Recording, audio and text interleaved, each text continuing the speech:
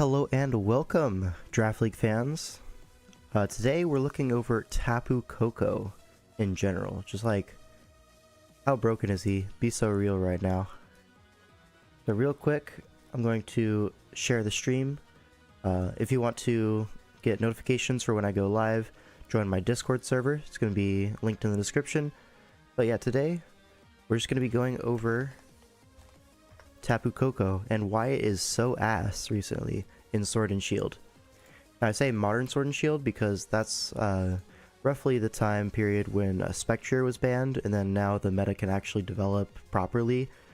Besides, you know, every team needing to be 7 mons plus some random ass bulky normal type or dark type, which was way too centralizing. But now with Spectre gone, you can see a lot more teams open up in viability.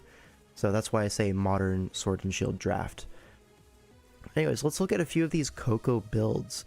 Right, this is from the Draft Champions League, which is the premier like Smogon team tournament in the draft scene. Anyways, let's look at this first one, which is by the Band Chasers. Now, if you're unaware, Band Chasers were a very strong team this season. They finished first seed overall, and they made finals, right? So if they're so good, why do they have a 0-3 team? Is it Koko's fault? Well, let's see. Let's look at this team real quick. So we see the classic Koko, Victini, Dragonite trio. This is something that is super common in the past few years. And we're going to see if that actually ends up being a fraud combination. Like, in theory, it makes sense, right? Tapu Koko, you lure in those like bulky grass types sometimes. Victini can prey on those. Victini is a really good breaker. Koko more of a pivot, so you have that pivot breaker. You have the electric terrain for the bolt strike. So some pretty natural synergies here, but do not be winning. So we'll have to find out if it's just like a skill issue or something like that. Because in theory, this combo seems nice. Then Dragonite. We pretty much always see Dragonite paired with Koko for some reason. I'm not sure if it's just that someone did it a long time ago and was successful, so now people just copy that trio top 3 like all the time. But we always pretty much see Dragonite with these two, especially with Koko. Like, it's so common. So what does Dragonite offer to a Koko build?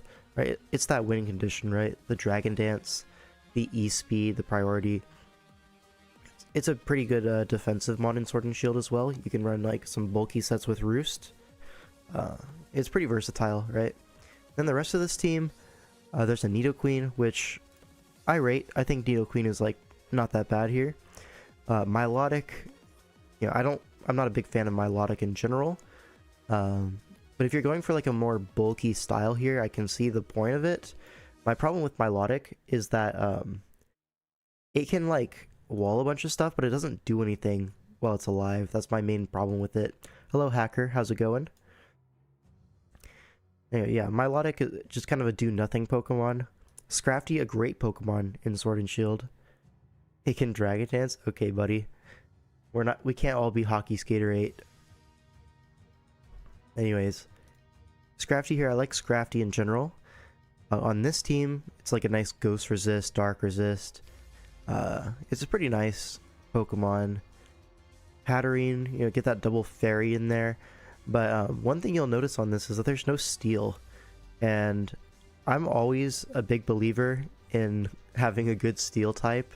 So going no steel type is like, man, what are we cooking here? Kind of trying to, what's the word? Compensate for it by going double fairy for the dragon types. But steel is more than just a dragon type. Or more than just a dragon answer. Scrafty's kind of OP in every gen. Yeah, facts. Scrafty is so good in draft, man. This team is trying to be bulky, but its bulky core isn't great. The offense still isn't elite. Yeah, I think that's probably fair, right? If you're trying to wall out things, you have to worry about stuff like Kartana, Galarian Darm, stuff like that, Melmetal. Like, it's a lot to deal with. Even like a Stallbreaker Feeny, maybe like Koko can deal with that, right? But anyways, this team loses to Mega Pinsir. Thank you for the valuable input, Vergi1. That was awesome. Alright, let's look at the other Koko team by the Walking Wakers. I'm just kidding. It's the Dream Walkers. But this one went 1-3. A very similar top 3, you know. Always got to have that Koko Victini Dragonite on you. Then this one's a more like offensive one, right? It's the same team, exactly. This one has a Scizor, Seismitoad for rocks, and then Sableye for some disruption, I guess. Galarian Slowbro for like some random resists and stuff. Then a Leafeon because it's 2 points, and what else are you getting? Glowbro is so bad. This one looks fine. I think this one is definitely better than the other one, on account of it having an actual steel type. Scizor in Sword and Shield is so freaking good, man. Love that mon. Like this top 4, top 5 even, I would say is very excellent. I would use this in a heartbeat, just on paper, right? It's underperforming because of no Quark Drive. Well then, why is it so good in Sun and Moon, huh? Explain that one. Anyways. By the way, if you're not aware, Koko went 2nd pick overall in every single Sword and Shield draft in DCL. It went 2nd overall every single time. So, people be rating this mon pretty highly. Who was the pilot for those drafts? We'll get there in a second. We'll get there. Terrain was nerfed in Sun and Moon? Yeah, I know. It's a much more potent offensive threat on its own, especially with hidden power, right? Home field advantage, yep, that too. They should get Kartana with their Koko instead. Facts, honestly. Koko Kartana is so busted. Is Koko Tini D-Knight washed? I think that might be the case, but we'll see in the replays, right? I have a lot of Koko Victini Dragonite replays. G-Bro, yeah, like Hacker was saying, not the best Pokemon, right? Was it Hacker who said this? No, it was Berna. Berna was saying G-Bro is bad. I think G-Bro definitely suffers from a BST issue, where its stats aren't quite good enough to do what it wants to do.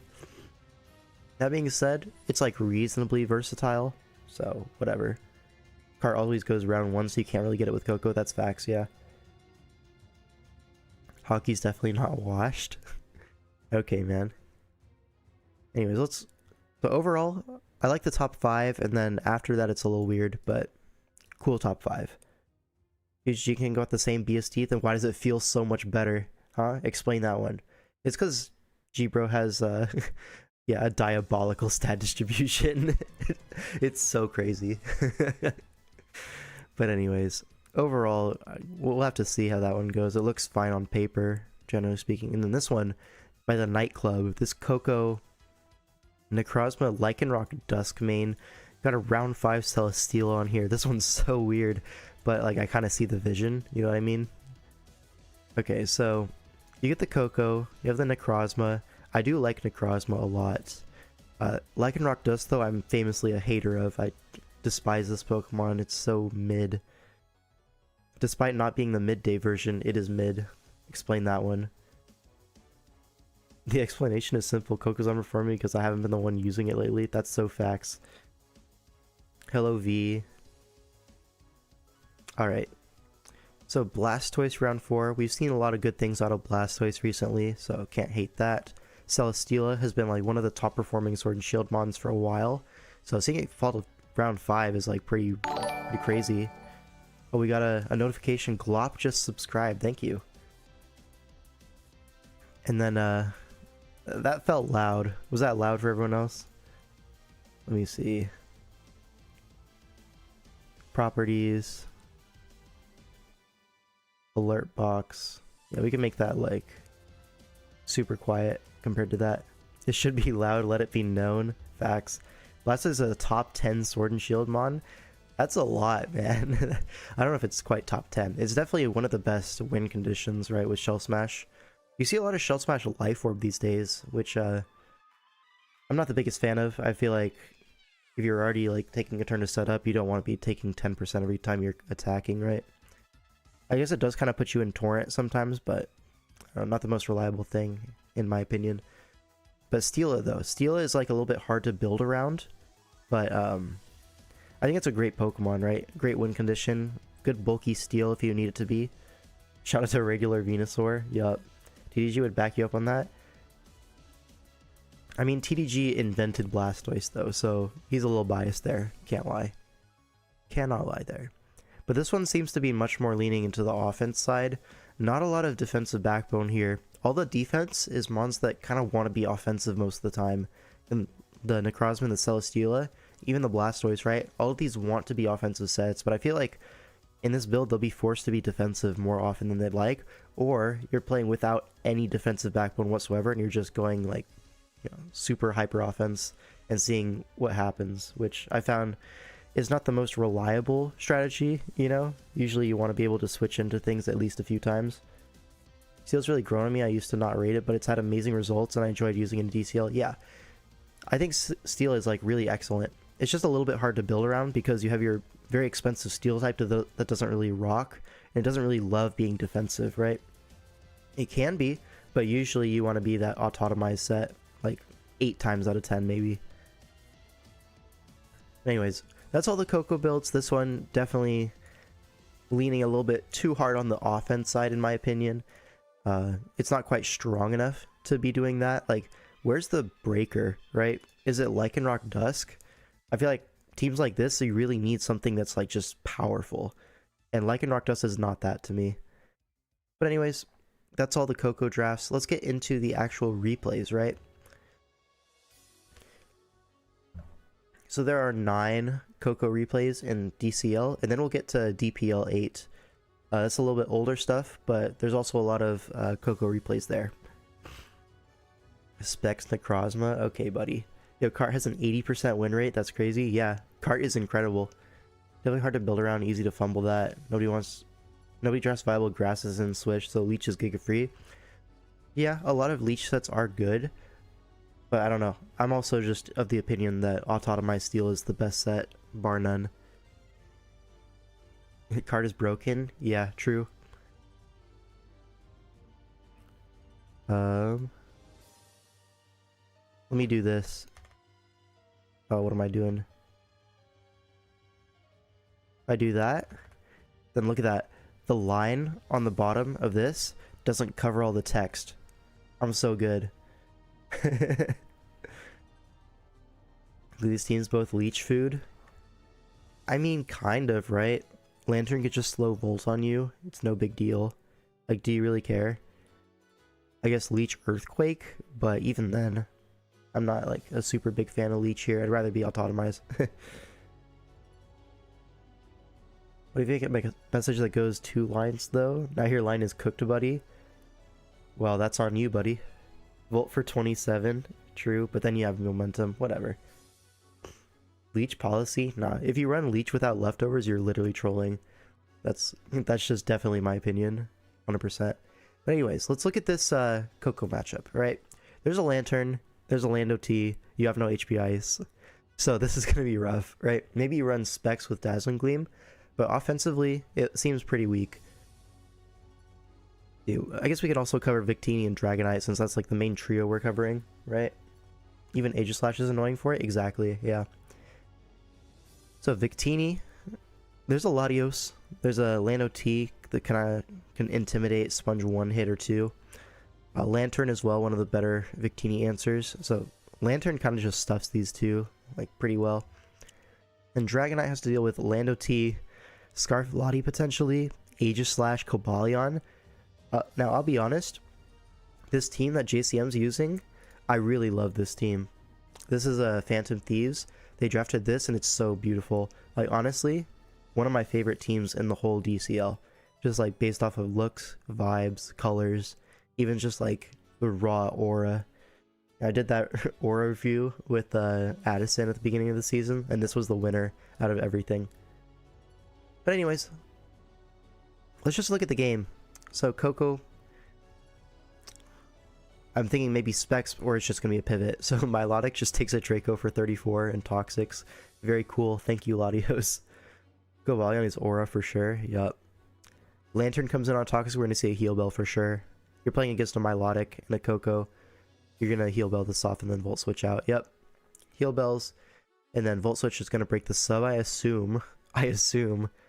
How bad is Lantern? Let's find out. Lantern is horrible. What? It's fine though. You can just U-turn back to Lantern. Or even to Aegislash. Predict the Toxic. Goes for a Skull. Do we get the burn? No, we do not. But a sub is coming to force the stance change. Wow, Milo is so good. Trashmon. Yeah. Lantern comes in. So This is exactly what I was saying though. Milotic, you can't break it, but it doesn't do anything. Like, what did it accomplish? Latios is 6% less healthy. Aegislash took a Scald. And then now Lantern comes in and just knocks out the Nidoqueen for I wasn't paying attention there. Let me see this. So Nidoqueen comes in on Lantern. We see a Surf. Crazy play, by the way. Surf again on the rocks as we're revealed to be faster. And then we just sack the Nidoqueen. Poggers. If AG got burned, it would have been better. I mean, you can still heal bell it, right? Good morning. Good morning, Professor Shuckle. Sacking Nido for rocks is interesting. But what do you need the Nido for? It's like Cobalion, and like it's fine into Aegislash, but you kind of have those two covered, right? So it's not that big of a deal. You kind of want the rocks up. But if a defog does exist, then it's definitely not worth it. But like, I understand that you want rocks up. Because now Milotic... Oh, it gets toxicked. Oh, that's horrible. You just forgot to sub in front of it. That's tough. And now, keeping up the momentum, JCM just Volt switches. Victini comes in, but now Lottie's in. We see Scarf Victini U-turn, but it's weakness policy Latios, so how are we going to deal with that? There's no Steel type, so... Oh, a Recover. That's sinister.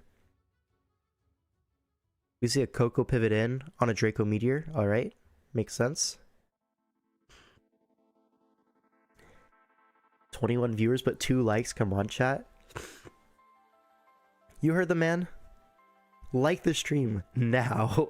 This isn't fair for Koko. It's GCM Shadow the Goat. Actually, yeah. Yeah, this is probably just going to be Draco plus Psychic, right? Because there's no Steel type on the other side. It might need coverage for the Hatterene, though. So maybe it's like Draco plus something else? I don't know.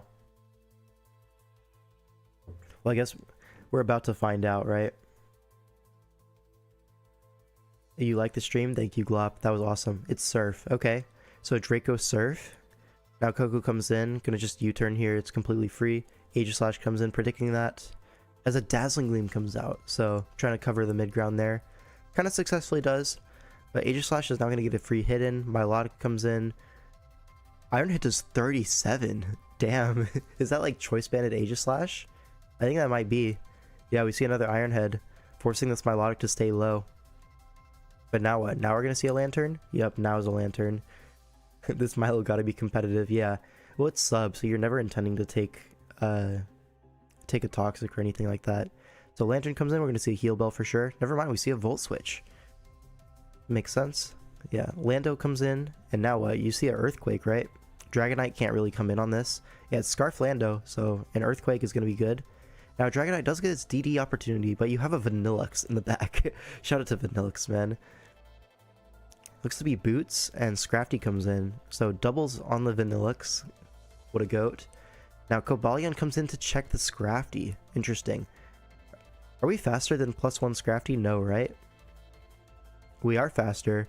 So, it's not Jolly Scrafty. Right? Am I doing the math right? 236, 1.5... That should be faster, right? Yeah, that's hella faster. So this just isn't Jolly Scrafty's like a bulky DD set. But now it's DD's twice. You're going to see a Drain Punch? Oh, you see a Drain Punch on the Aegislash. And now, with Hail Chip... Oh, Hail's going to go away in a sec. But you can go for a Shadow Sneak. I don't know if it would kill from there, but... It would put it in Hail range next turn anyways, so... Hail would end, but you can get up Hail again. You're not going to get swept by a Scrafty. Milotic Scalds into Lantern. We're going to see a Heal Bell finally, or we're going to see another Volt Switch. No, we're just going to see a Forfeit. Yeah, it is bulky DD. So, as you can see, we weren't able to break through at all. Like, sure, we got the Aegislash low, but it was like an offensive Aegislash. If this was like a more bulky Aegislash, I don't think it would really be too weak at this point. Everything's pretty much full HP except for the Latios. Like... Except for the Lottie Aegislash. So the 2 offensive mons got their value, but then the defensive core just like never died, right? So, yeah, as we can see, there's like a power issue on this team. The lack of breaking power is showing on this time. Yeah, I think that's probably fair to say. You forgot about this game? I think we all want to forget about this game. This was crazy. Madness Coco farmed Craig trolled. Yeah, maybe. Well, let's see, like Madness what? Madness Toxic into Lantern, maybe Taunt. That could work. Yeah, maybe. So it would be what? Madness, T-Bolt, Roost, Toxic? I don't know. He just threw the game by not subbing with Milo. Yeah, that was a pretty big error for sure. But like, it's just one turn. And like, I don't know if you can blame the whole game on that necessarily. Sure, he should have subbed. And this Milo should have been like a long-term like slow burn threat. But also it's a Milotic, you know what I mean? I don't know. I just hate that guy. Madness T-Bolt does work on this whole team. Yeah. But I get the Dazzling Gleam, right? You want to hit Lottie. You want to hit Lando for at least some damage. Nothing has recovery on JCM's team. Yeah, that's true. Maybe he was like mocking into like Rest Lantern and stuff like that. But you do have Electric Surge, so like probably not, right? Milotic is awful, true. Slowbird Milo always won. One is a crazy statement to say. It would have been difficult to break, but I don't think it really just beats JCM. There's Recover Latios, there's Heal Bell Lantern. You need 2 Toxics each to poison both of them. You can Heal Bell that off, right? So like, at the end of the day, you will have enough Heal Bells, right? It's 16 for 16, and you'll miss 1 Toxic eventually. So Heal Bell should outstall this. But yeah, it would have been a hella long game for sure. Anyways, let's move on. So here we have a Koko team that isn't... Oh, never mind. It is the Victini Dragonite. They're just all the way on the right. My bad. Shrek from Shrek 2. Who is this? Does anyone know? They don't know who this is. It's against PZZ. But anyways, let's look at Koko here. High Crocs? Okay, it's High Crocs. So Koko here, just dual stab seems pretty okay. There's a Dragalge, which is a little tough. There's a Jirachi, which can also kind of wall it if it's Spadef.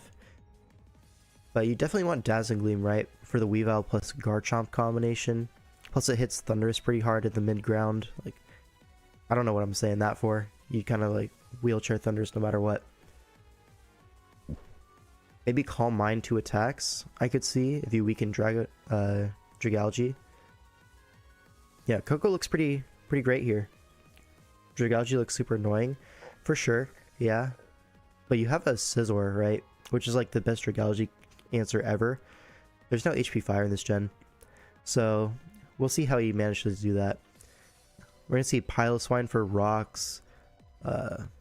Is a Alolan Persian going to be like probably a dedicated Garchomp answer, maybe a Weavile answer, just some kind of Fizdef, maybe Helmet, maybe Leftovers kind of thing.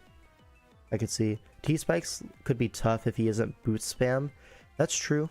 So maybe it is just going to be Boots Koko, Boots Teeny, Boots Persian. I could see the vision, or you could just simply be Defog Scizor, right? You're never going to get T-Spikes up if it's Defog Scizor. Then you're kind of like forfeiting your own rocks, right? Because that match is going to be forced a lot, that Defog. But Drag Flip turns and just throws T-Spikes, yeah. It's either Boot Spam or Defog Scizor here. I think one of the two has to come. Anyways, Dragonite here, let's see. Definitely E-Speed for the Weavile, right? You really love E-Speed in this matchup. I could see Choice Band being really good here. Yeah, if it were me, I'd definitely consider Choice Band here. Yeah, and then Victini probably just going to be Glaciate, right? Some kind of like tech to get around Garchomp, because that's the obvious answer. Maybe like Psyshock, Glaciate, Thunder, Blue Flare. Maybe like 4 attacks. I don't know, something like that. Maybe Culver Berry, maybe Shuka, some Resist Berry. Seems pretty reasonable. Trick Room, Policy, Victini. That's kind of wild, but Slowbro is going to revenge you every time, right? So I don't really enjoy that. Dragalge is also going to be slower, so let's just look into the game. Koko leads off. Shout out Jirachi. So we don't know this Jirachi. We Volt for 40%. That's a lot. I don't know if that's like an offensive item or defense or like an offensive Jirachi. It looks like it's offensive Jirachi with Power Herb Meteor Beam. So Piloswine takes a big hit there, and then rocks go up. Thunder into Rain at +1 does 46%. So this is gonna be Assault Vest Victini? Question mark. Seems like it. Dragalge comes in, gets burned. We're gonna see a Psyshock though, surely, right? A Psychic, same thing. Pyapa Berry on the Dragalge. Now Flip Turn does 9. So now Weavile's gonna come in, get a free turn. And now you just go, yeah, Persian, right? It is Boots, so if it's Boots spam like that, you're probably gonna see no Defog on Scizor, right? Knockoff's the Weavile, so no, never Melt Ice, but now Triple Axle. Is it gonna kill? Oh, it's close. But it's Parting Shot. It's not gonna really deal with the issue exactly right now. You did get a Scizor turn, so I guess you can Bullet Punch in. He just stays in. Okay, problem solved. Slowbro comes in. Oh, it's Trick Room. We're gonna see a Trick Room, or Trick Room weakness policy. Yeah, okay. Weakness policy kind of screams Trick Room there. But yeah. Oh, it's Protect Piloswine to stall out Trick Room turns. I wonder if he faced that in Mox a bunch and that's why he's that. Very interesting. Look at King L5 in chat. Yeah, that's me. We told him to not to U-turn on Slowbro without scouting. Sad face. Yeah, well, he didn't listen, bro. He didn't listen to you. #1 mistake. Although, to be honest, if it were me, I wouldn't listen to Professor Shuckle either. That guy is way too crazy. Anyways, Slowbro claims a kill. And Piloswine's going to protect, but Slowbro's going to get one more. Right? You don't really want to burn your multi-scale on this, so just sack it to Surf. Pretty reasonable. Now what? Koko comes in. And Dragalge is going to be the sack here. As a Volt Switch comes out. Why do we Volt Switch? I don't get the Volt Switch play. I think you just like claim your kill. I guess you kind of low-key end up claiming your kill anyways. Wow, so this Victini is not Assault Vest. So Thunder in Terrain at +1 did 46. It's just bulky Victini. Wow. Cause like, look at this. Terrain, +1 Jirachi, Thunder, 46. I was like, that has to be AV, but it's not. It's Boots. We were at turn 16. Yeah, it's literally Boots Victini. So is that like Assault Vest, Boots, Max Spadef? Like, I don't get it, man. Alright, Earthquake is going to claim a kill here. Scizor is going to come in. Earthquake does a lot as we U-turn on the Garchomp. I mean, Garchomp naturally checks Scizor, so I don't know why we're going Scizor on that. Ooh, it's not Boots on the Dragonite, so probably going to be Choice Band, like I was saying. This is weird. I don't know what we're doing here. I guess we're trying to, like, play around Roselli, but we can't. Crit the Dazzling Beam anyways. So it was Roselli, but I don't think you can cover that. I don't know why we just randomly sacked a few mons there. But this game was probably cooked anyways. Yeah, E-Speed, but this isn't going to sweep. Probably Choice Banded, right? Yeah, 61. Seems to be CB. But yeah, what was the issue here? Like, Koko didn't get too many free turns here. Rocks went up. We never got rocks of our own. I don't know, the lead Jirachi kind of put up a lot of numbers here. Got up rocks and big chip on a few guys. I think that was good value. Probably just max HP. You think so? Is it just like 0 special attack Jirachi maybe? The issue is this team style is bad, bro. It's been solved.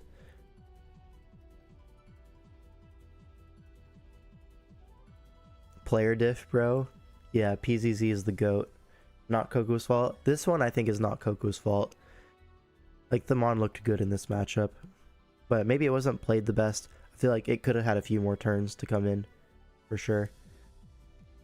So it was like not fully special attack Jirachi, or it was like specially defense investment on Victini. That's the only explanation for that 46 calc, right? But anyways, this one we can put on like player gap maybe from PZZ. That's the GOAT. I don't know. He kind of just got his nut off with a bunch of Pokemon. Hard to come back from that. Yeah, I think it just wasn't max special attack Jirachi, that's all. Anyways, let's move on. So this is Skyhorse with this this weird ass team with a Rotom Heat, a Buzzwole. What year is it, bro? What year is it? But now we have this like offensive team. Oh, this used to have a Haxorus on it. This is like a pre-mids replay. So there's a Haxorus on this build, the Lando Eye. So this is a little different than the preview we did at the beginning of the stream with the drafts. Why is there a Haxorus? That's a great question. I assume it's just because it was cheap, right? And you needed something strong. But yeah, Haxorus is definitely crazy. It's first impression, which is kind of fire. But yeah. So let's look at the Koko matchup. There's a Lando T. There's a Registeel. There's a Rotom Heat. Not great, right? Not great. A lot of things that can check it. So maybe like a Nature's Madness, Dual Stab kind of thing. Glop talking as if he didn't draft to Delmise himself. Yo, just throw him under the bus, why don't you? That's crazy. That mon is bad. What we found out after drafting it. Delmise is the anchor. True. True. But anyways, let's take a look at how Koko performs this game, right? Rotom Heat leads off. Good into Landers. Psychic is going to come out as especially defensive Rotom. Or is it like something else? Because that Overheat did way too much. It's a Rest Chesto Landers at lead. So Foul Play comes out just to knock it out. But no such luck. U-Turn is going to chip this Rotom down to half. Overheat does 33. Now are we going to see a Volt Switch? Yeah. Just a little bit more chip. Registeels want to come in. On Heat Wave, it's Balloon. Interesting. I guess you need something for the Lando, but now what? You just Toxic it? Oh, it's Lum. So the techs are hitting right now for Jimmy G. Knocks out the Registeel. That's the GOAT right there, Registeel. So Latios going to DD on this thing, but X Scissor comes out, only does 47, and it's weakness policy. Okay, a lot of things are happening right now. Dragon Claw crits the Necrozma. I doubt that mattered. It's +3.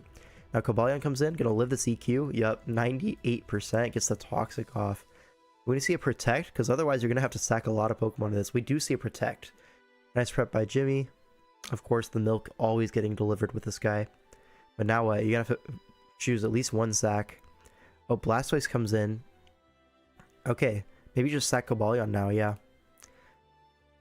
Pretty well played there. Maybe you could have pivoted Lando there and then back, but still, he managed to get out of that one alive. Koko comes out, but it's telepathy. Okay, no terrain. Bro, why are we not terrain? We're just screaming out, hey, I have no electric move. You never have to scout for an electric move. Which, like, nothing left on the field would even care. But, like, delete the telepathy Koko sets. This one... Okay, this one, it's not a great Koko matchup anyways. It's probably like Nature's Madness, Dazzling Gleam, Roost, something like that. Maybe it's dual screens or something like that. But I cannot co-sign telepathy Koko in like any scenario. Yeah, Blastoise gonna come in, get sacked to the Weavile, I assume. Is not sacked to the Weavile. Are we like locked into Icicle Spear? Bro. You know it's bad when you're playing versus Skyhorse and we're calling it player gaff? Bro. In 2024, yeah, you might be onto something there. Weavile comes in after a sack to fake out? What are we cooking here? Do we just not have knockoff or something? Oh my god. Yo. We're just gonna glaze past that one. Or, gloss over it is what I mean. What was he cooking there? Now we can just forget about that. What the Sigma? I had to do a double take. All right, Haxorus comes in on Landorus. SD's up, but a U-turn into Weavile is coming. What are we doing? This is not a real game. Oh, nah, dude. Haxorus the god. This is the game that got it dropped at mids for sure. Yeah, so it's Nature's Madness, some like weird-ass Koko set, U-turn, sure. But Lando on Lando, we've seen this one before. Now what? Psychics into Landers for 39%, puts it in Dazzling Gleam range at least. Can Koko pull this one out? Low-key, Koko could win this depending on the sets, right? Oh, you switch here? I don't like switch here. You allow a roost for free. So yeah, KO's like, yo, is Koko gonna win this one? Buzzwole takes 40.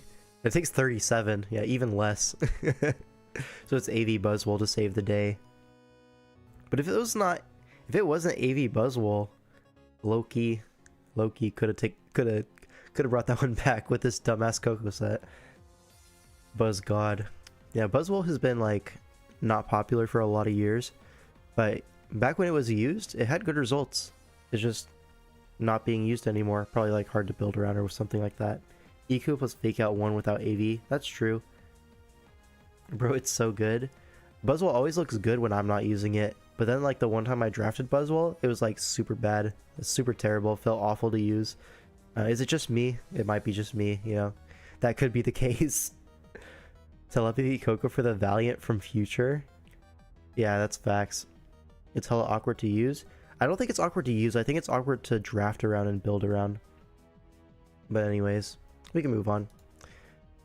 So now we have an Addison replay up against the Koko Victini Dragonite. This like kind of like slow, kind of bulky team. Whatever. You're built like a Buzzwole on the low. On the very low. What am I saying? Anyways, so yeah, this one we threw as well. You're not gonna lie? Well, will be the verdict on that one.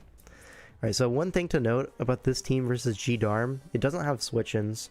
Like, it pretends to have switch-ins with the Victini. Not the Victini, the Milotic. But Milotic gets 2-hit KO'd by pretty much every Choice Banded hit that isn't like an ice move. So there is that. There's also like 1 Dark Resist for the wings, the Galarian Moltres. That's the Koko. But you have a Stunfisk, right? So I'm not really too sure how this one's gonna go.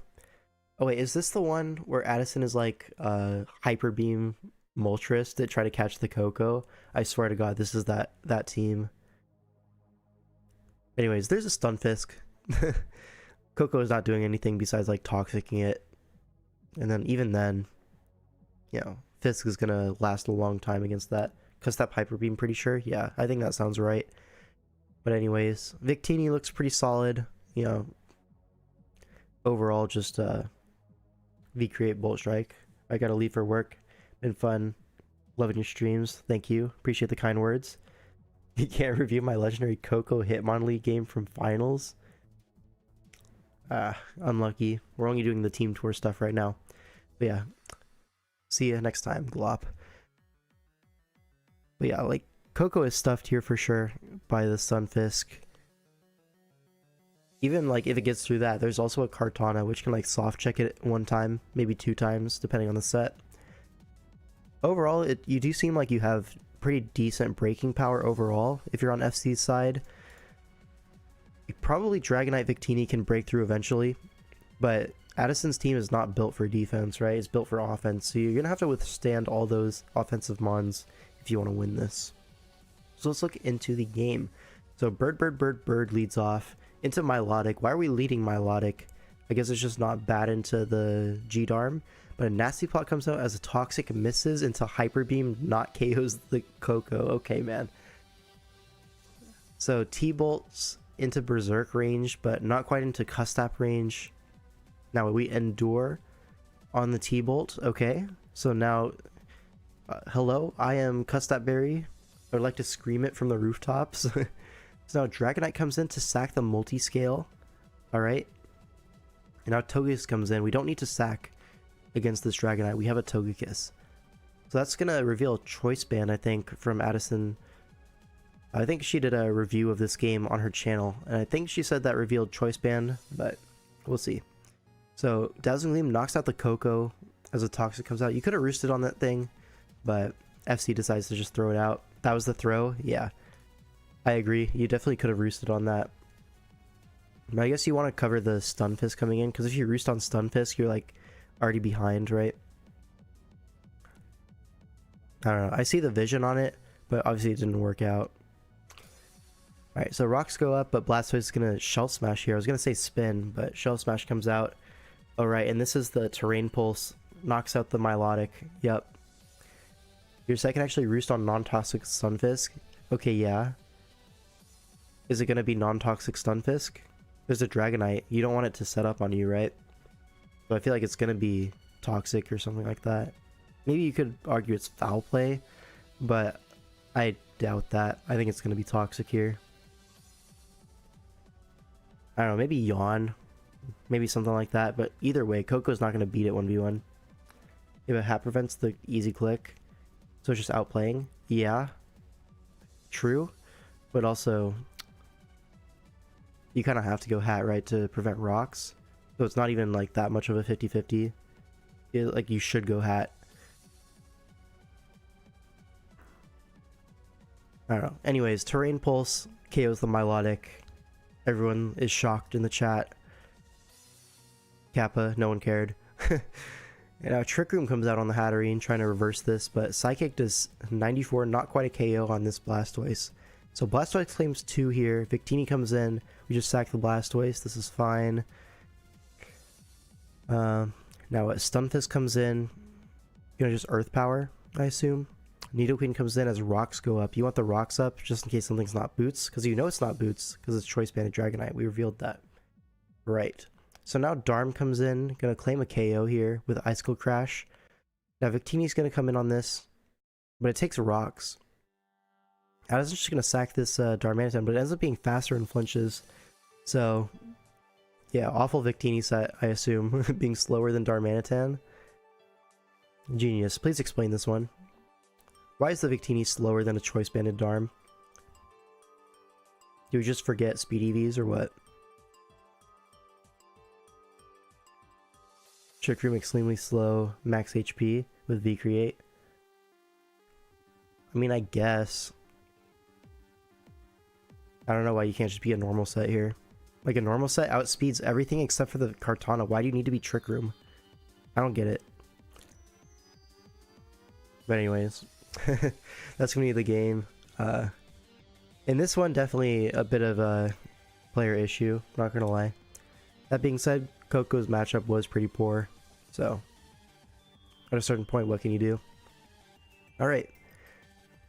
Another Koko Victini Dragonite game up against Paddox this time. Let's see, look at the Koko matchup. There's a Swampert and a Rillaboom to deal with. There's a Melmetal, there's a Clefable. All of these can kind of like soft check it, but no like super hard checks, you know what I mean? So eventually you are going to break through. Yeah, so far it's mostly player issues, hasn't it? It's some of that, but also the Koko matchups haven't looked too great. We've only seen one matchup where I was like, yeah, Koko actually cooks here. A lot of times it's like, well, we have to get through at least 2 things before it starts cooking. So there is that. But anyways. So this, let's see. What Koko set would you even be here that like actually gets long-term progress? I don't know. I feel like Koko is not a key player on this team, but we'll see. Alright, Swampert leads off into Persian dash Alola, taunts on the rocks, I assume. No, we flip turn. Alright, so Rocky Helmet, Swampert takes more from that than Persian did, but this is a free Clefable turn. Is Clefable the rocker here? Could be. Clefable just Moonblast for 11, so looks like max special defense Piloswine gets rocks up as Melmetal comes out, but Scizor is going to answer this. It's going to be Rocky Helmet Scizor? It is going to be. So a bunch of Rocky Helmets here into the Melmetal makes sense. Clefable comes in on Scizor, that's new. L5 surprises his own teammates game. Yeah, this is a long time ago, and it's not my own game, so I don't remember it. Victini comes in on Clefable and just freaking kills, so it's Choice Banded Victini. Shout out to that. Latios comes in for the trade here, but Piloswine is max Spadef. We Surf with Life Orb. He's going to 2-8 here with the Piloswine. Now Persian's going to come in. Could have called that with a Draco. Doesn't. Rillaboom comes in on the Persian. Do we see a foul play maybe? We see a knockoff. So Light Ball Rillaboom gets knocked off, so no Fling anymore. Fling into the Dragonite was the idea there to paralyze it. Now U-turn, so Rillaboom is basically dead now. Swampert comes in, but now what? You need to go Swampert to prevent the Victini from just claiming, I think. Low-key. Now Hurricane Dragonite confuses the Swampert, but Multiscale is going to be broken here, unless it's leftovers. Latios comes in. Pilot's not going to be as the sack here, but a Roost comes out. Good play. But now, Surf doesn't KO, right? So, the last one did 47. You expect that one to KO. I get it, but it doesn't KO. So, a little unlucky with the rolls there. But Rillaboom comes out on the Ice Shard sack. But now what? This is like cooked already, right? Melmetal comes in to KO it. But you have a Scizor. It's not even a... Okay, it's Acid Armor, so it is going to be able to 1v1 the Scizor. Might even be able to live one from Victini at this rate. So maybe you see another Acid Armor? Yeah. This is special Dragonite. Probably going to be like a fire move here. Yeah, Fire Blast comes out, does 48%. As a Double Iron Bash comes out. Does a lot. But here, do we see a Protect, maybe? No, we see a Missed Fire Blast. Alright. So Melmetal lives to see another day. Gets the double lefties with the terrain. But now what? Now what's going to come in? Koko comes in to soften up the Melmetal.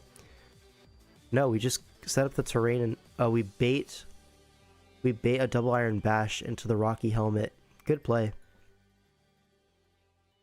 And now U-turn comes out, crits, that doesn't really matter. Piloswine gonna be sacked. So Melmetal kind of brought this one back, a few KOs, but now it's in range of Victini, so a V-Create is gonna come out, claim something, it's gonna be this. Now what? You go into Latios, get your kill. Yeah, Latios should low-key pick one up here. Scizor comes in on the Surf, knocks it out. I don't think that crit mattered. It's physically defensive Scizor, so yeah. Swampert comes out, Victini, but I think V-Create low-key just kills this, right? Yeah, it does. And now Crobat's not going to win the 2v1 against Victini plus Koko, right? Cross Poisons for 60%. We're Choice Banded, but not enough even with a crit there. So Victini kind of did a lot of heavy lifting here with Choice Banded V-Creates, got 4 of them off. Yeah, each one of them is a knockout, right? So good stuff there. Koko never came out. That's my GOAT. So this is a Koko review. Koko, excellent bench warmer. So far has only won the game when it's on the bench. Right? Loss, loss, loss, loss. Alright, so the first game that Koko has won so far, it has not come out onto the field, just hard carried by Victini. So that's actually poetic. Actually poetic. But anyways, let's move on. So we have PZZ against Addison now. Expert baiter. Yeah, some might say even a master baiter. Some would say, not me, but some would. Alright, so we're back with this Koko team. This time there's a Guzzlord on it. Out with the Haxorus, in with the Guzzlord. I get it. But this time, look, there's an Excadrill. There's a Lottie. There's a T-Tar. There's a Doublade even. Yeah, all of these are not like super free Koko matchups, right? So there is that. Remember the one Addy was so behind this game? Yeah, I remember this one as well. So we're going to look into it, but I remember thinking PZZ could have won this at like 4 opportunities and then just chose not to. So we'll see. But yeah. I don't know what a good Koko set is here. Low-key, there's a drill, and in Sword and Shield, that's like the hardest counter in the whole game, so what can you do at that point? Just U-turn into something else that can beat it. Anyways, so Koko leads off into T-Tar. Koko has a lead? Is it going to be screens? It's going to be screens, okay. Reflect. Stream lag, by the way. Are we lagging? My bad. Let me check the stream health thing. It says excellent connection. Is it just Burger or anyone else lagging? Let me know in the chat. Because on my side it looks good. Right? Yeah, it says the stream is healthy. Good connection. Lag? It lagged for a bit. Is it back now? Okay, we're back. Alright. We're chill. Alright, so reflect as rocks go up. But now what? So Lycanroc comes in on the Excadrill. Good double. But there's a Doublade, which is like a hard counter to Lycanroc. So we doubled a Celesteela.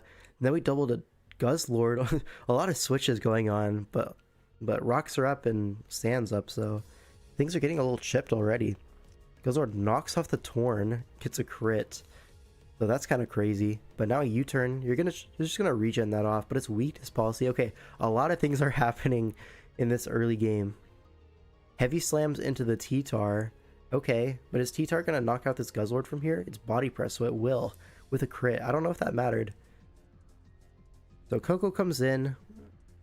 Just gonna see another reflect, I assume. Yeah, we reflect as the drill comes in. Probably gonna see a Steela or something like that switch in. Oh, a Volt switch. Goat. Actually, Goat. So Volt switch is on the Torn somehow. Lycanroc forces that out with a crunch. So it gets some chip on the Doublade. It's Life Orb crunched it to 31%. That's so pathetic. I hate this mon so badly. So crunches again for 15% on T-Tar. And now CC picks up a KO. Okay. But now what? We're going to see Drill come in, I assume? The Sand Rush? Yeah. Forces out this Lycanroc into Steela. This Steela's... it doesn't have leftovers. Could have Iron Headed there. Doesn't. But yeah, Rotom Wash is going to switch in on the Seed Bomb. Okay, a lot of plays are being made this game. Latias comes in now on Autotomize. Okay. PZC's kind of playing out of his mind here. But it's a Trick Scarf. Okay, so we're locked into Heavy Slam. And there's a few Heavy Slam resists here. Rotom is low, notably, but Doublade is taking only 10%. So there is that to deal with. Koko comes in as we double into the Rotom Wash, and a Hydro Pump lands a little bit to the right. Now Volt Switch doesn't kill the Rotom Wash, which is pretty important. Another Hydro Pump miss. Now look at it, right? So the Latias is at 33%, lost its Scarf. Rotom's at 5. The Torn is at 3, so 36 after regen. Doublade's at 59. These are like all things that you like kind of need for a Shell Smash Blastoise to win. So as soon as we smash with Blastoise, we're just gonna win the game, right? So how are we gonna get Blastoise in safely? That's the only thing PZZ should be worried about right now. If we get a turn to smash, we will win the game on the spot, like right now. So how are we gonna get that done? So my thought here is just sack Lycanroc this turn, right? Just sack Lycanroc to anything. The only thing that Lycanroc, you know, doesn't choose... what am I trying to say here? The only things that knock out Lycanroc are going to allow Blastoise to smash, right? Like the Torn is going to outspeed, but you have to deal with the Cellrock. Latias, it might be in a Cellrock range at 33, right? So Doublade's the only thing that can really revenge it at this point. So you just go Lycanroc, like this turn, and then Doublade has to attack you or pick a sack, right? Now if Doublade attacks you, Shell Smash and win. And you have Reflect up right now, so yeah, that's definitely the play, right? But we go Koko. Now I don't like this. We should have gone Lycanroc. If we go Lycanroc, we just CC. And it's fine. There's like literally nothing Addy can do, right? If she went Excadrill on that turn, you go Lycanroc, you force that with a CC. Let's say they play perfectly, you know? Go to Doublade on the CC, don't care. Just gonna crunch, sack it. Sack my Lycanroc. Even get up rocks if I have it. All good. Doublade knocks it out. The Reflect is gonna wear off, but no Reflect, it doesn't matter. Blastoise still smashes on a defensive Doublade. Like, that's perfectly fine. That's like the optimal smash target, right? I guess you're gonna smash, you're gonna take a Shadow Claw, and you're gonna take a Shadow Sneak. But I think still, you're gonna have plenty of turns. It actually ends up revealing Life Orb on this. Do we know it's Smash Toys? Yes, it's Smash Life Orb. I'm like 99% sure. So yeah, I think that definitely won the game, right? But I guess we're scared of sacking Mons and we just go Koko and let this happen. Now it's +4 Excadrill. You have to deal with this. The Crossbite is going to take one, but it's not going to kill back. And now what? Now Reflects up, but you have to go Blastoise to deal with the Excadrill, and now your Wincon... Okay, so you Surf into the Latias, but now there's going to be Healing Wish into Rotom, and your window is closed. Your window is gone. the Blastoise can no longer win. So that's rough, right? Definitely had like pretty much as close to a guaranteed win path as you can get, right? By my estimations anyways. Like, but just didn't see it in the moment. It can happen. Reflect comes out again, but I don't know, you're trying to get Reflect up and then Smash.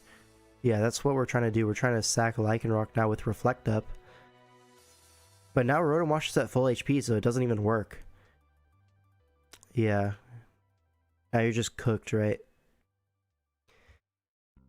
Yeah, you smash on the Doublade here, but now you're at 66 already, so Shadow Claw plus Sneak is going to knock you out. Yeah, it's just cooked. Yeah, Koko not going to be able to deal with Drill. I think we can just speed through this one. Drill's going to win this. Yeah. So shout out to that. I think definitely didn't see the vision at that point. Didn't have the sense of urgency to get that Blastoise sweep off. I think if he had any sense of urgency, I think PZZ sees that and just wins the game, but he didn't see it in the moment. Unlucky. Alright, but was it Koko's fault? That's actually a question for the video, right? Is it Koko's fault that he lost here? No, I think he should have won. That being said, Koko was not good here. This matchup was not good for Koko. Anyways, now we have a Dragonite mirror. So epic. And now we see the first G-Bro. So let's see if G-Bro can beat the fraud allegations. A lot of haters. A lot of haters. Anyways, Koko in this matchup has to deal with a Nidoking, which is like one of the better counters ever. You only have to really deal with like Calm Mind, Stored Power with like Iron Defense, something like that. So a lot of Nidos for that reason versus Koko do tend to be Scarf. Although on this team it could be the Rocker, just like bulky kind of thing. Maybe Citrus Berry, something like that. I could see it. Maybe Leftovers. Yeah. It could even be like Rocky Helmet to punish U-turns. And then also kind of soft check Scizor at the same time. I could see that. My god, Blitz Pharma. Yep. Everyone's god. Yeah. Alright. Give me one sec.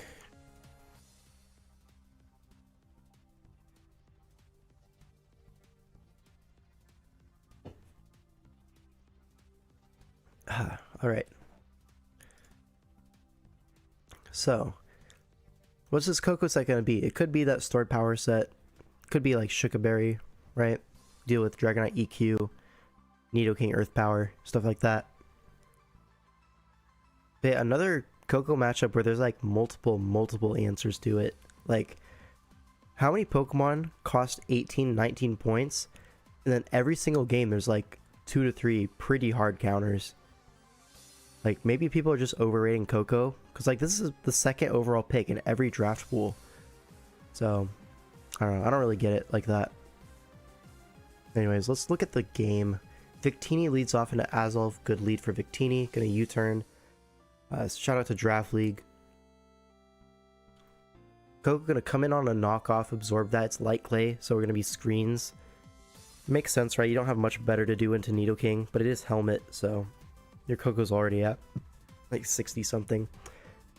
Now Seismitoad gonna get taunted on the rocks, so kind of goat behavior there. Icy wins into the Azelf, but still gonna be slower than the Azelf. Power Whips, that's new. Trying to cover the Primarina there. Interesting tech. Silvally Dark comes out, gonna take this as an SD opportunity.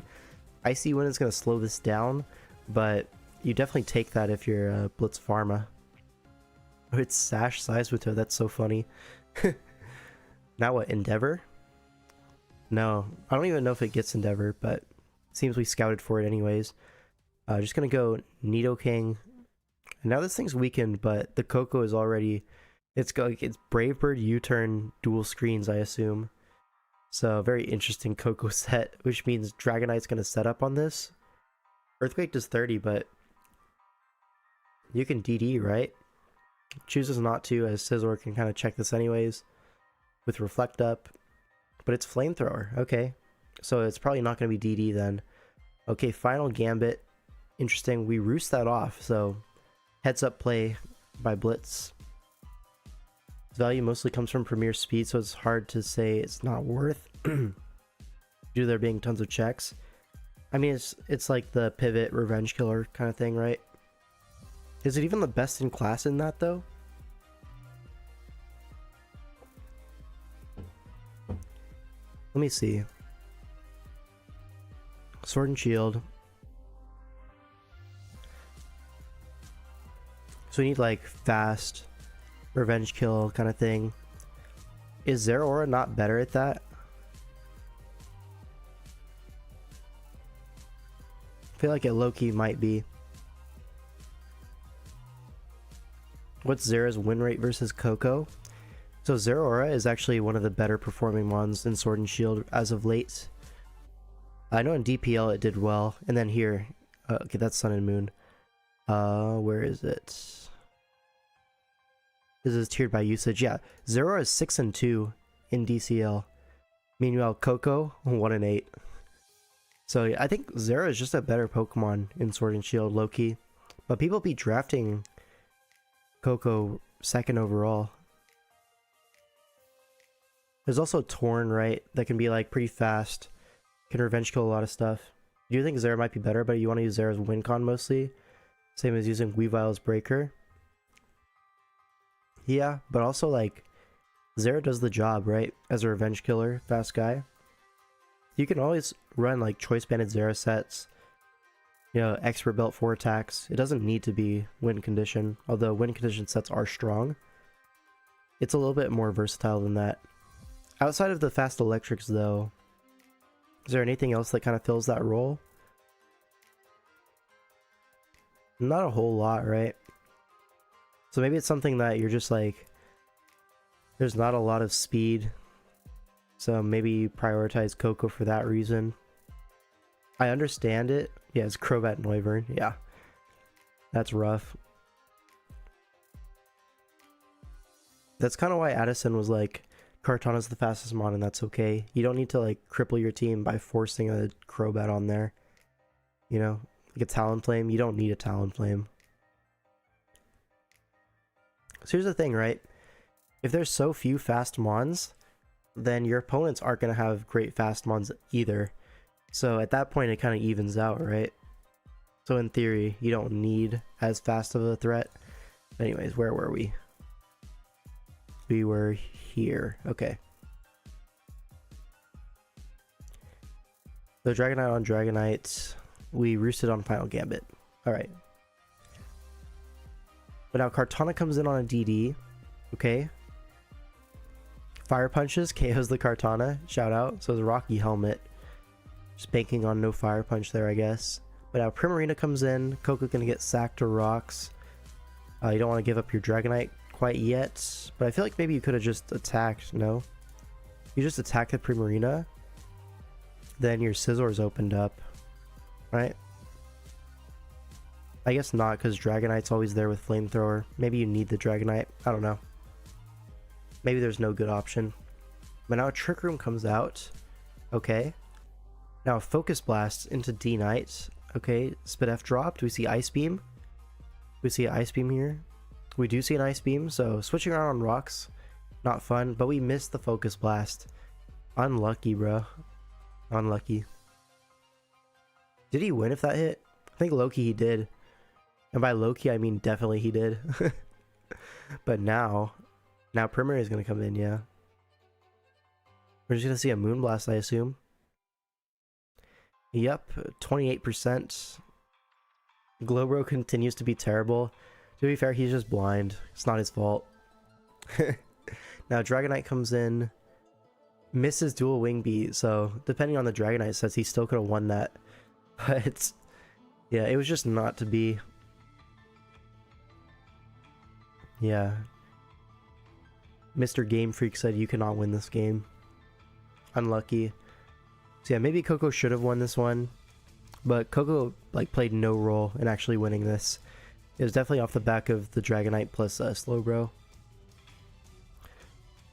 So yeah, no brownie points earned for Koko, unfortunately. And now this is the last DCL replay. Mr. Carney Hobo said no. Yeah, actually.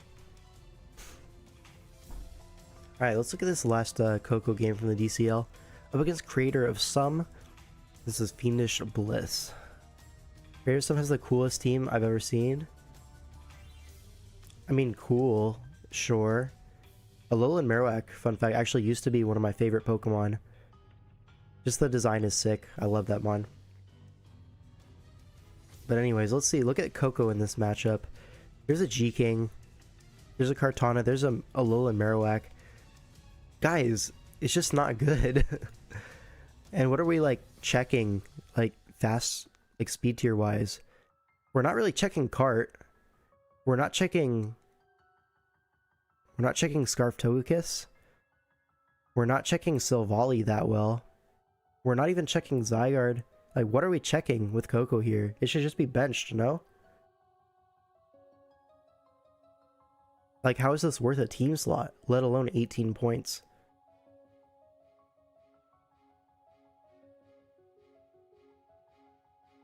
Checking Scarf knockoff from Cart. That's so facts. Yep. You right. When you right, you right. I get it. But yeah, it just looks horrible here. Cannot lie. Cannot lie. It looks horrible. Anyways, let's look into the game now. So Togekiss leads off into Seismitoad. Air Slash going to be like pseudo taunt here, preventing rocks. Yeah, so that's one. It just has to get out of there. It's the only Air Slash switch in, so yeah. It can beat Togekiss, I guess, yeah. But U-turns on Marowak, okay. Now Togekiss comes back in. We're just going to see a Defog on the rocks, I assume? No, we don't. We see Air Slash. I feel like you should bring Defog with Alolan Marowak, no? There's the Defog, so just a turn late. So now Koko's going to have to do some maneuvering. Switches back in on the Togekiss, but now what? Zygarde's going to come in. So Togekiss kind of creating some offense here. What do we bench? What do we bench here? Well, there's a Leafeon here, so you have to bench something. It was the top 5, I remember. This top 5, and then, what was it? It was Leafeon, G-Bro, and Sableye. Sableye looks better, I'll say it. But yeah, I do get you need the Air Slash switch in. So, I guess you can't bench it. Still, it looks horrible. You're being forced to bring Koko, not because you want to. Now Shadowbone comes out, does a lot. Togekiss comes in, just... yeah, it gets knocked off, but it's Boots, and it's Defog, and it defogs on the rocker, so... not a big issue here. It's been doing the most work so far. The most work as in, like, what? Roosting off the Togekiss and allowing Marowak in. Now it's low even. Like, what progress, meaningful progress, have you actually gotten? The Marowak's at 68 now, but meanwhile, in that time, Marowak has gotten big chip on the Seismitoad. So, like, now are you just gonna spam rocks to ensure they're up? Sure. But now, can't even KO the Togekiss from this range, so the Defog is there anyways. Sure, I guess. Desgleams into the Marowak, and now what? Another Shadowbone's coming, no resist to it. Has to break the multiscale. Oh, rocks go up, even better. And now DD, so you get the multiscale and rocks up, so best of both worlds here. I have to assume you have a Scarfer for D-Knight, something like that. You don't. You go Slowking. Takes a lot. Is it Shuka then? Because Earthquake could have been really scary. Anyways. Threat averted. Now Toge's going to be a sack here. So Victini's going to work up on that switch. Now Slowking's going to come in. It's Assault Vest Slowking, it looks like. And Shadow Ball's going to do some good chip into Victini. Put it in Kartana range, so that's good.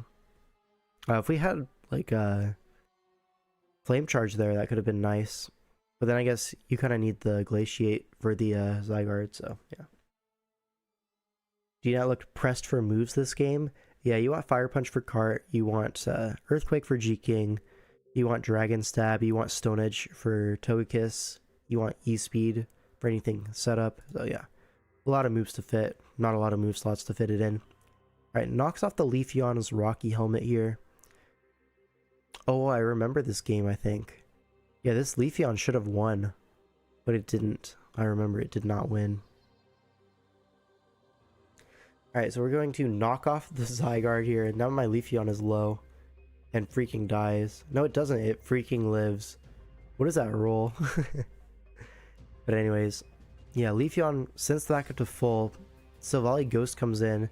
This is doing 19%. Shout out. Gonna get knocked off. Now, do we see a roar on the SD? We do see a roar on the SD. Now, Zygarde back in. Outrages for no reason. Oh, I had this backwards. So the Leafeon, does it win here? Chat, how does Leafeon not win here from here? Yeah, that's what I'm thinking. Doesn't it win?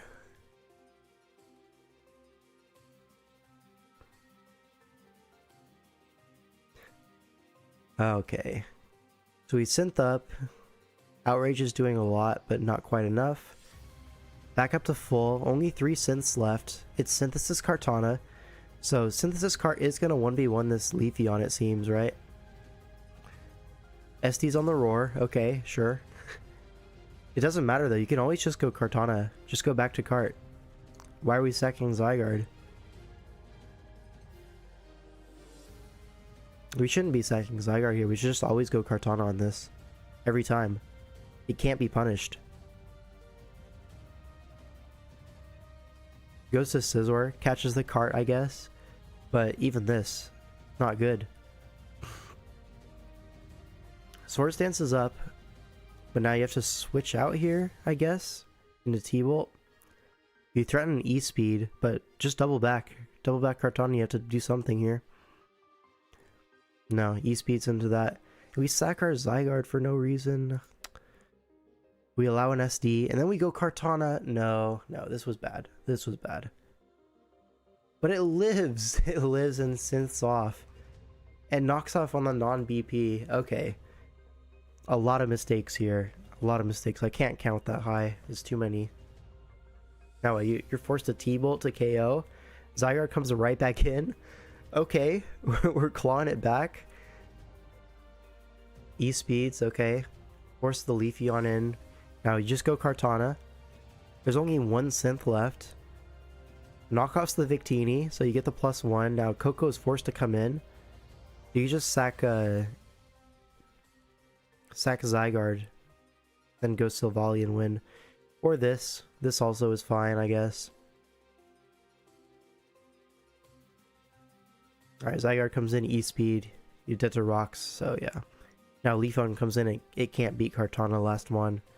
So, Outrage, just sack it. All good. Yeah. I feel like this was fumbled from both sides, but nobody wanted to win.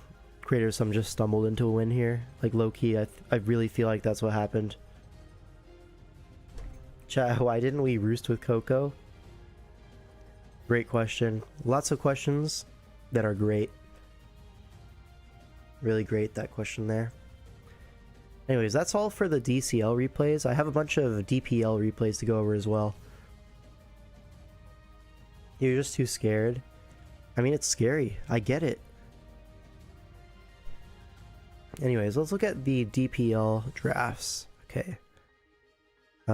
Drafts. Alright, so Koko. Here's one. So this is from Draft Premier League Season 8. So this is an interesting one. We've replaced the Victini with a different base 100 Psychic. This time with a Mew. I don't know if Victini was taken or something, but this is the trio now. Okay, but it's got Blasef. Yeah, that's some aura, right? Big aura pick. I don't know. There's a Corviknight, and then like you always have to bring one of these 3, which is kind of rough. This is like the post-mids version. Let me see. I can go to Trick of Eye here. We can see the pre-mids and post-mids thing, because this is something the DPL doc does that DCL doesn't have. So, pre-mids it was some weird rain hybrid thing.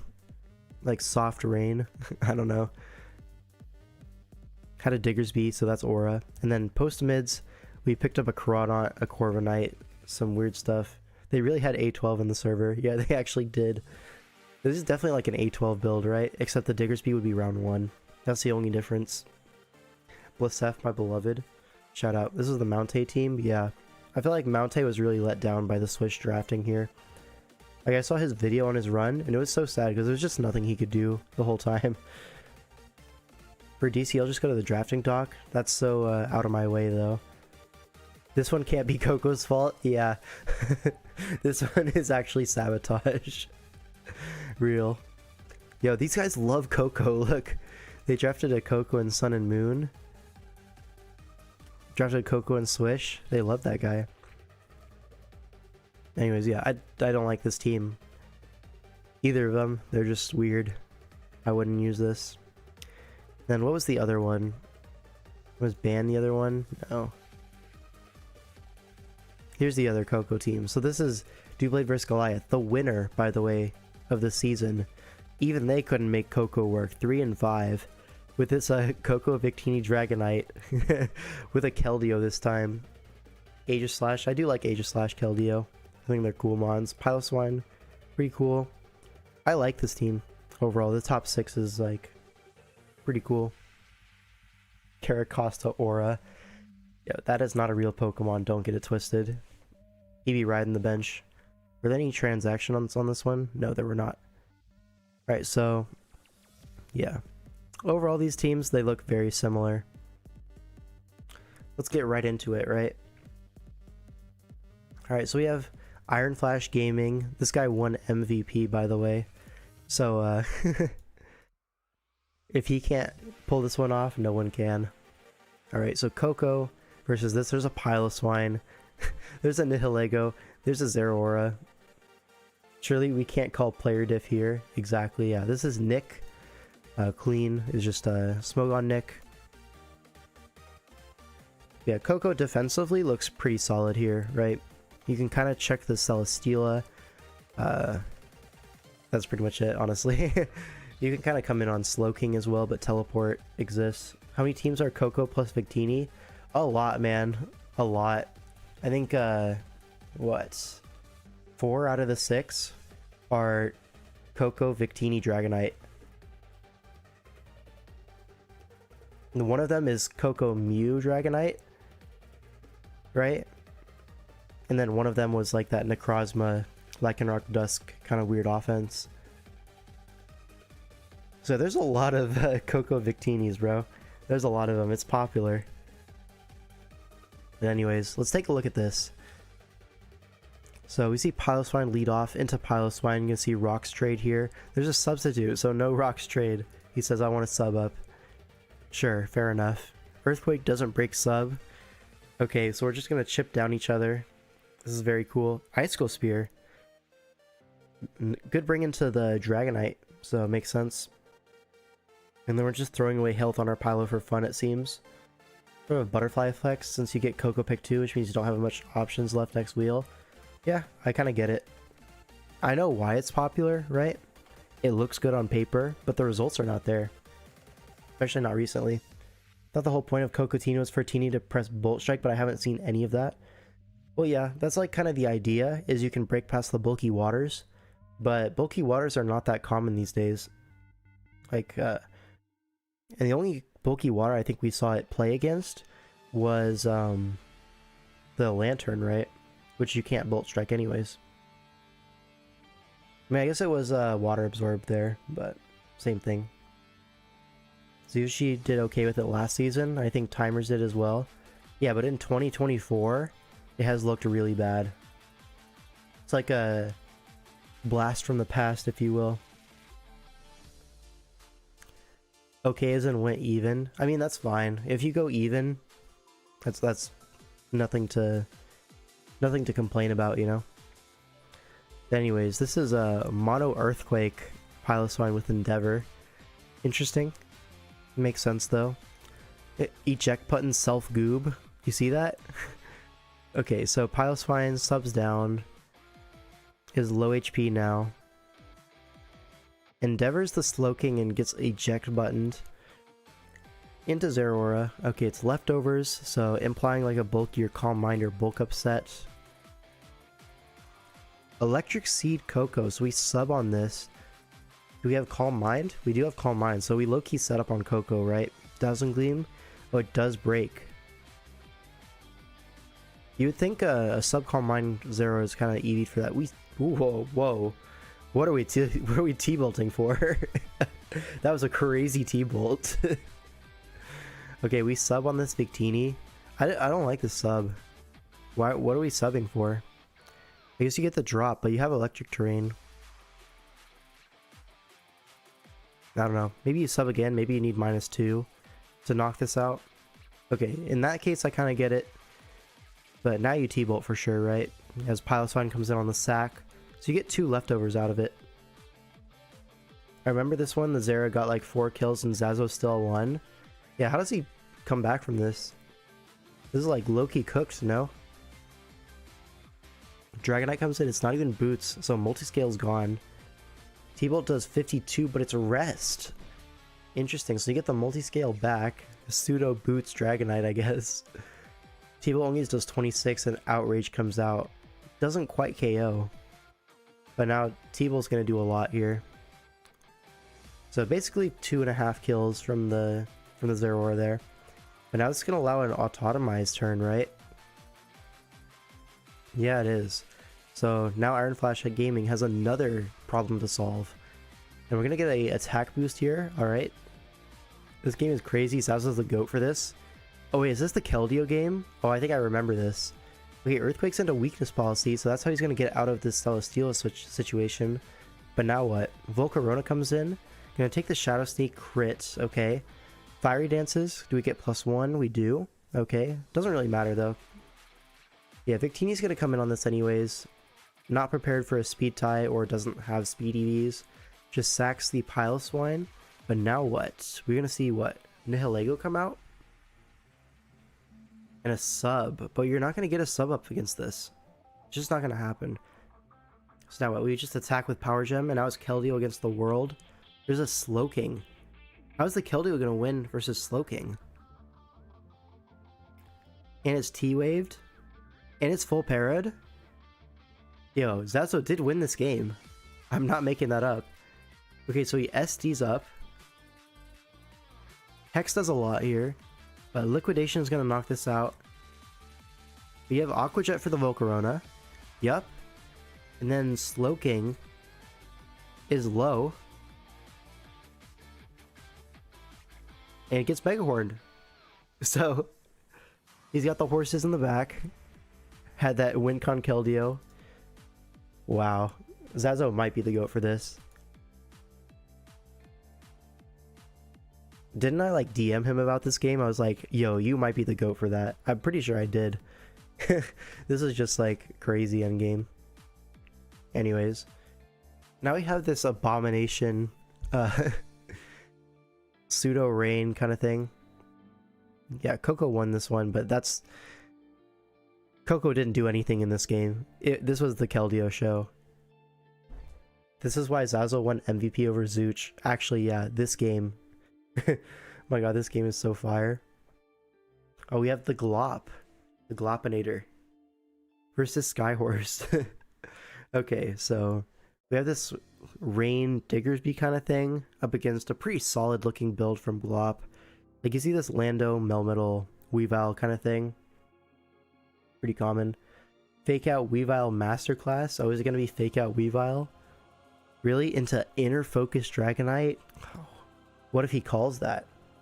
Then you'll look so stupid. This is actually a really high level game, I won't lie. Alright. So let's go into like a deep analysis then for the whole matchup. Alright, so Koko here. Have to deal with Lando Dragalge, but overall it's not that bad. Definitely a reasonable answer into, you know, the Weavile, the Keldeo, stuff like that. Diggersby, it's going to pressure the Lando, right? Pressures the Uxie, so pretty good offensive stuff there. You can set up spikes, right? There's no removal on Glop's side, so maybe a Spikes Diggersby could be the play. as like just clicking return, or not return because it's sword and shield, but like body press is not that high value up against like Lando Uxie. So maybe you just get spikes on those switches. Maybe you run Scarf, something like that. I could see it. Then you have this like mini Rain Core with Barraskewda, Pelipper. The water resists are just Keldeo and Dragalge, so it does seem like it could potentially get some things going with psychic things. I feel like you probably don't want to be choiced on this Barraskewda, you probably want to be Life Orb. Then you get that Life Orb CC into Melmetal, you get the psychic things into the Keldeo and the Dragalge. Definitely see something like that coming. And then probably Damp Rock Pelipper, right? Just because Barraskewda looks so good here, you want to enable that as much as possible. Dragonite, I'm looking at like maybe a Hurricane set in the rain. Maybe Hurricane plus a coverage move for Melmetal. I don't know if that's going to be Fire Blast in the rain or like Focus Blast. Just something for that. I don't know if it gets Earth Power. Maybe it gets Earth Power. That could be kind of cool. A lot of random mons get Earth Power. It gets Earthquake, so it would make sense. I don't know. We'll have to find out. But probably going to be Hurricane. You know, checks the Keldeo. Checks the Lando. Pretty reasonable. Then Mew. Really not too sure about the Mew set. Probably going to be Vacuum Wave for the Weavile. But outside of that, it's hard to say. If you assume Vacuum Wave, then maybe you could say it's Plot or Calm Mind. With Psyshock makes the most sense. Maybe Ice Beam. But then you don't have coverage for Melmetal. So maybe it's going to be just Psychic. Because you need something to hit the Lando T hard. And you don't really need Psyshock against Keldeo. Dragalge Psychic will do just fine. Maybe you have like Psychic, Vacuum Wave, Earth Power. I could see that. Then you're kind of walled by Uxie though. So you're gonna have to pick and choose your coverage on Mew, it seems. There's no like perfect option that I'm seeing. Anyways, on the other side, Lando T. Probably just gonna be Earthquake, Stone Edge. You don't really need too much else. Rocks U-turn if the rocks are not on Uxie. Otherwise, you know, U-turn and maybe Knockoff, maybe SD, maybe Rock Polish here could be cool. I could see like a double dance, right? You kind of set up on a lot of things. The only thing outspeeding you is Barraskewda. Maybe like Rock Polish Pasho Berry you could see. I don't know. I feel like you might just want Rocky Helmet though versus this team. Just like more of a defensive Lando. Mew and Barraskewda were going to be the biggest threats from what we saw in Mox. Yeah, 100%. Yeah, Barraskewda just kind of picks one up every time if it clicks the right button.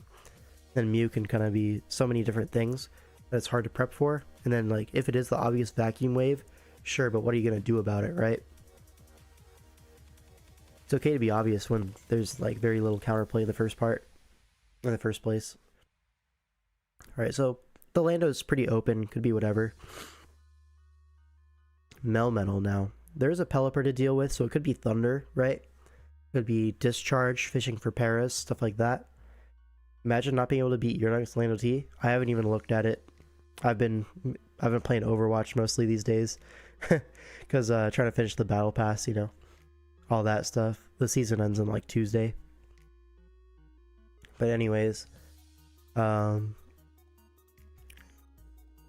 the Melmetal, probably going to see some electric coverage, right? Because otherwise, Double Iron Bash looks really hard to beat.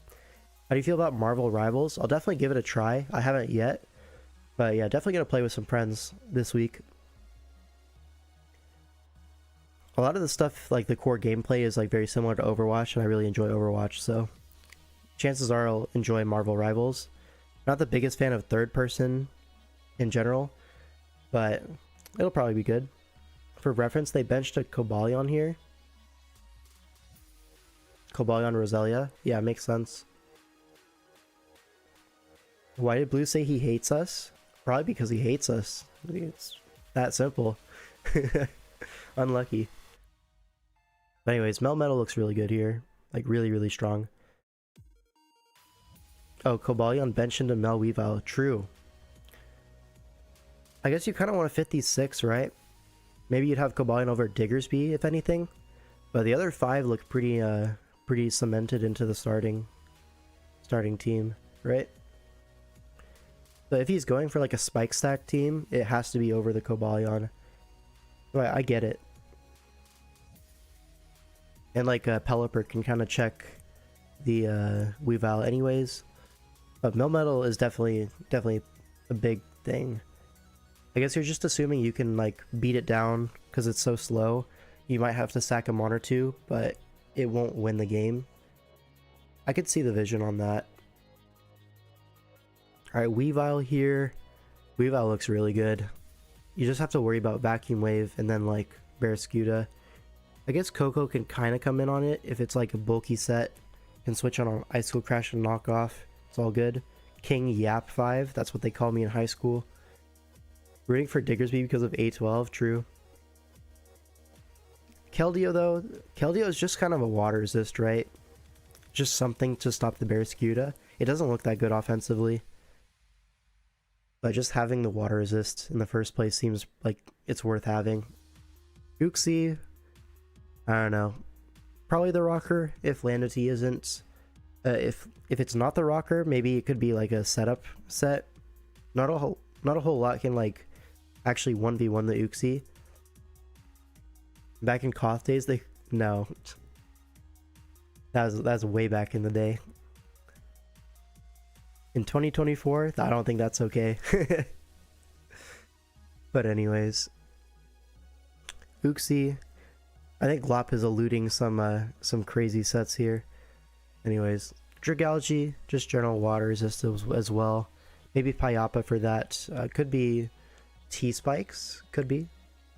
Because Roselia seems like the least likely set, or least likely Pokemon to bring here. So maybe you just like don't respect the ground and poison. You bring T-Spikes anyways. I could see that. Otherwise, just offensively it looks good too, right? Just click Draco Meteor and Sludge Wave. Just kind of kills everything. So Dragalge looks very excellent here. Alright, let's look into the game now. Pelipper leads off into Uxie. Yurdunk's fat ass. Yo. Weather Balls for half. So this is like an offensive Pelipper, it seems.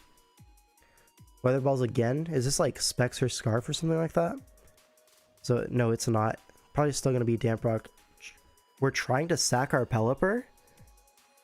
And we're just not allowed to. I don't get that at all. Okay, cool. So we're just attacking with our Pelipper? And it's not Damp Rock. No, I don't like this at all. And we're trying to sack our Pelipper again to like a Discharge or something like that. Nah, this is not it. Okay, Koko comes in on a Toxic. Okay. Good for Glop. We're gonna see what? A Double Iron Bash? Yeah, we do. As Reflect goes up and it's Rocky Helmet, so good prep by Skyhorse here. Get some good chip up on the Melmetal. But now Pelipper can come in on this. Potentially Roost, potentially anything. High level game, he said. He said it and he meant it. Alright, Uxie gets rocks up here. A Tailwind? Oh, into Trick Room! Yo, that was kind of crazy. You know? Anyways, Trick Room's up for 2 more turns after this, and Melmetal is in. Diggersby is going to be forced out here. Koko's going to be the sack. Now better hope you have a Protect user, otherwise another Pokemon is dying here. Oh wait, no, that was the last turn of Trick Room. No, Trick Room's still up. So Dragonite has the sack, gets Multiscale, and gets flinched. That's hilarious. But now Fire Blast does come out for 63, and Double Iron Bash is going to finish this off. Red Hit Switch here. What a goat, etc. So Mew's going to come in. It's Electric Seed. That's new.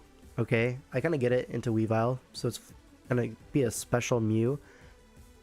Knocks out that Melmetal. Now Psyshock's into the Keldeo, but that's Specs Keldeo for sure, right? Maybe it's not Specs. Maybe it's just offensive Mew. No, it's not Specs. Okay, just goes for the Surf. Barraskewda comes in now. You have 4 rain turns. Let's see if you can do something with it. Liquidations into the Uxie. Do we see a Life Orb? We do not. So it could be Choice Banded. Fake Out to stall out the rain turns. Yep, that'll do it.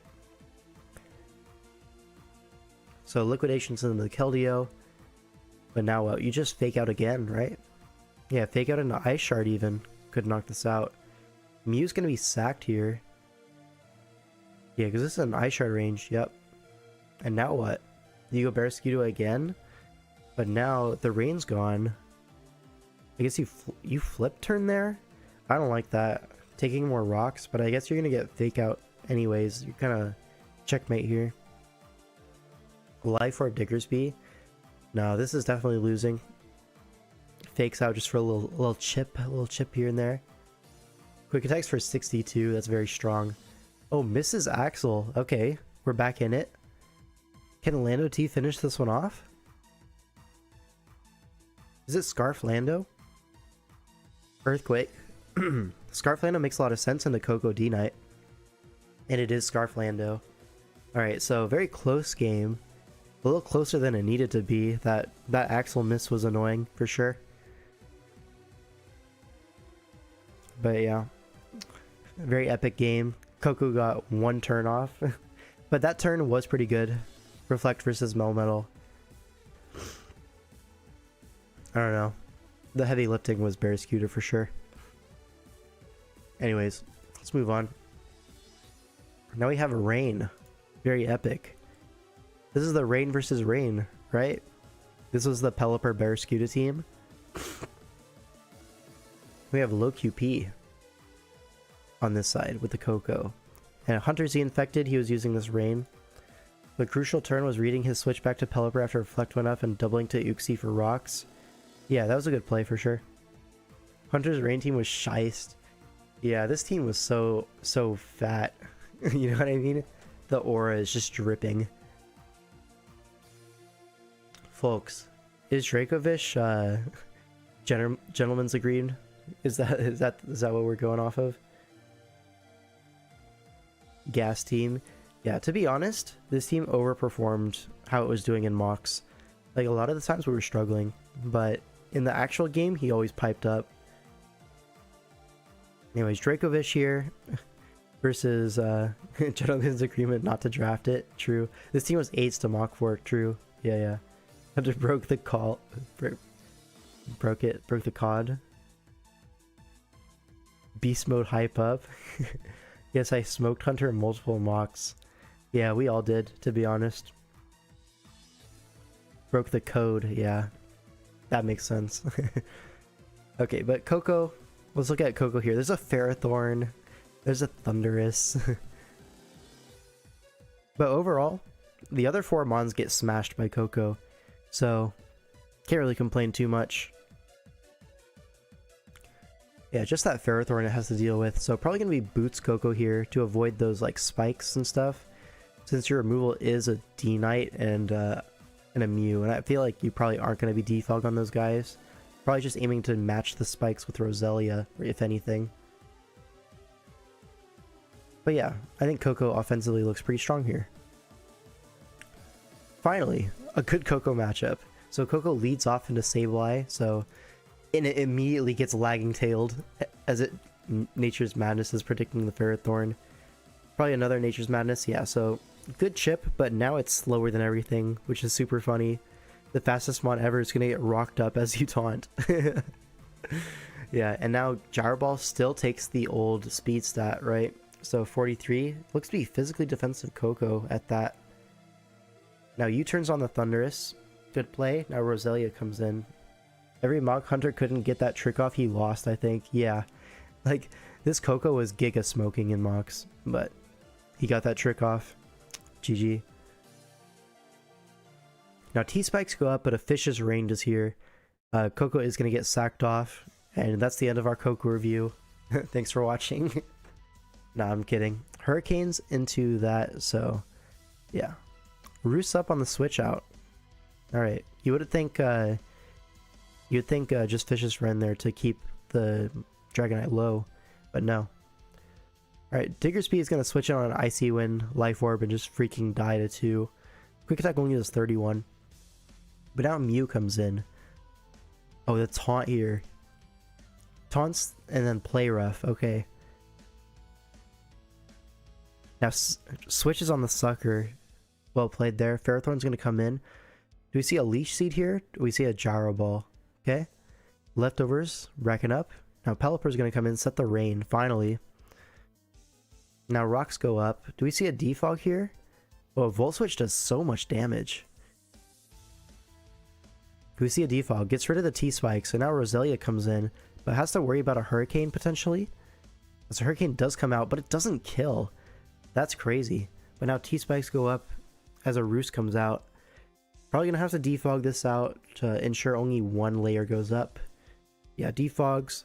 So now Loki can choose between a layer or eliminating the rain. Choose for a layer, but Hunter doesn't stay in.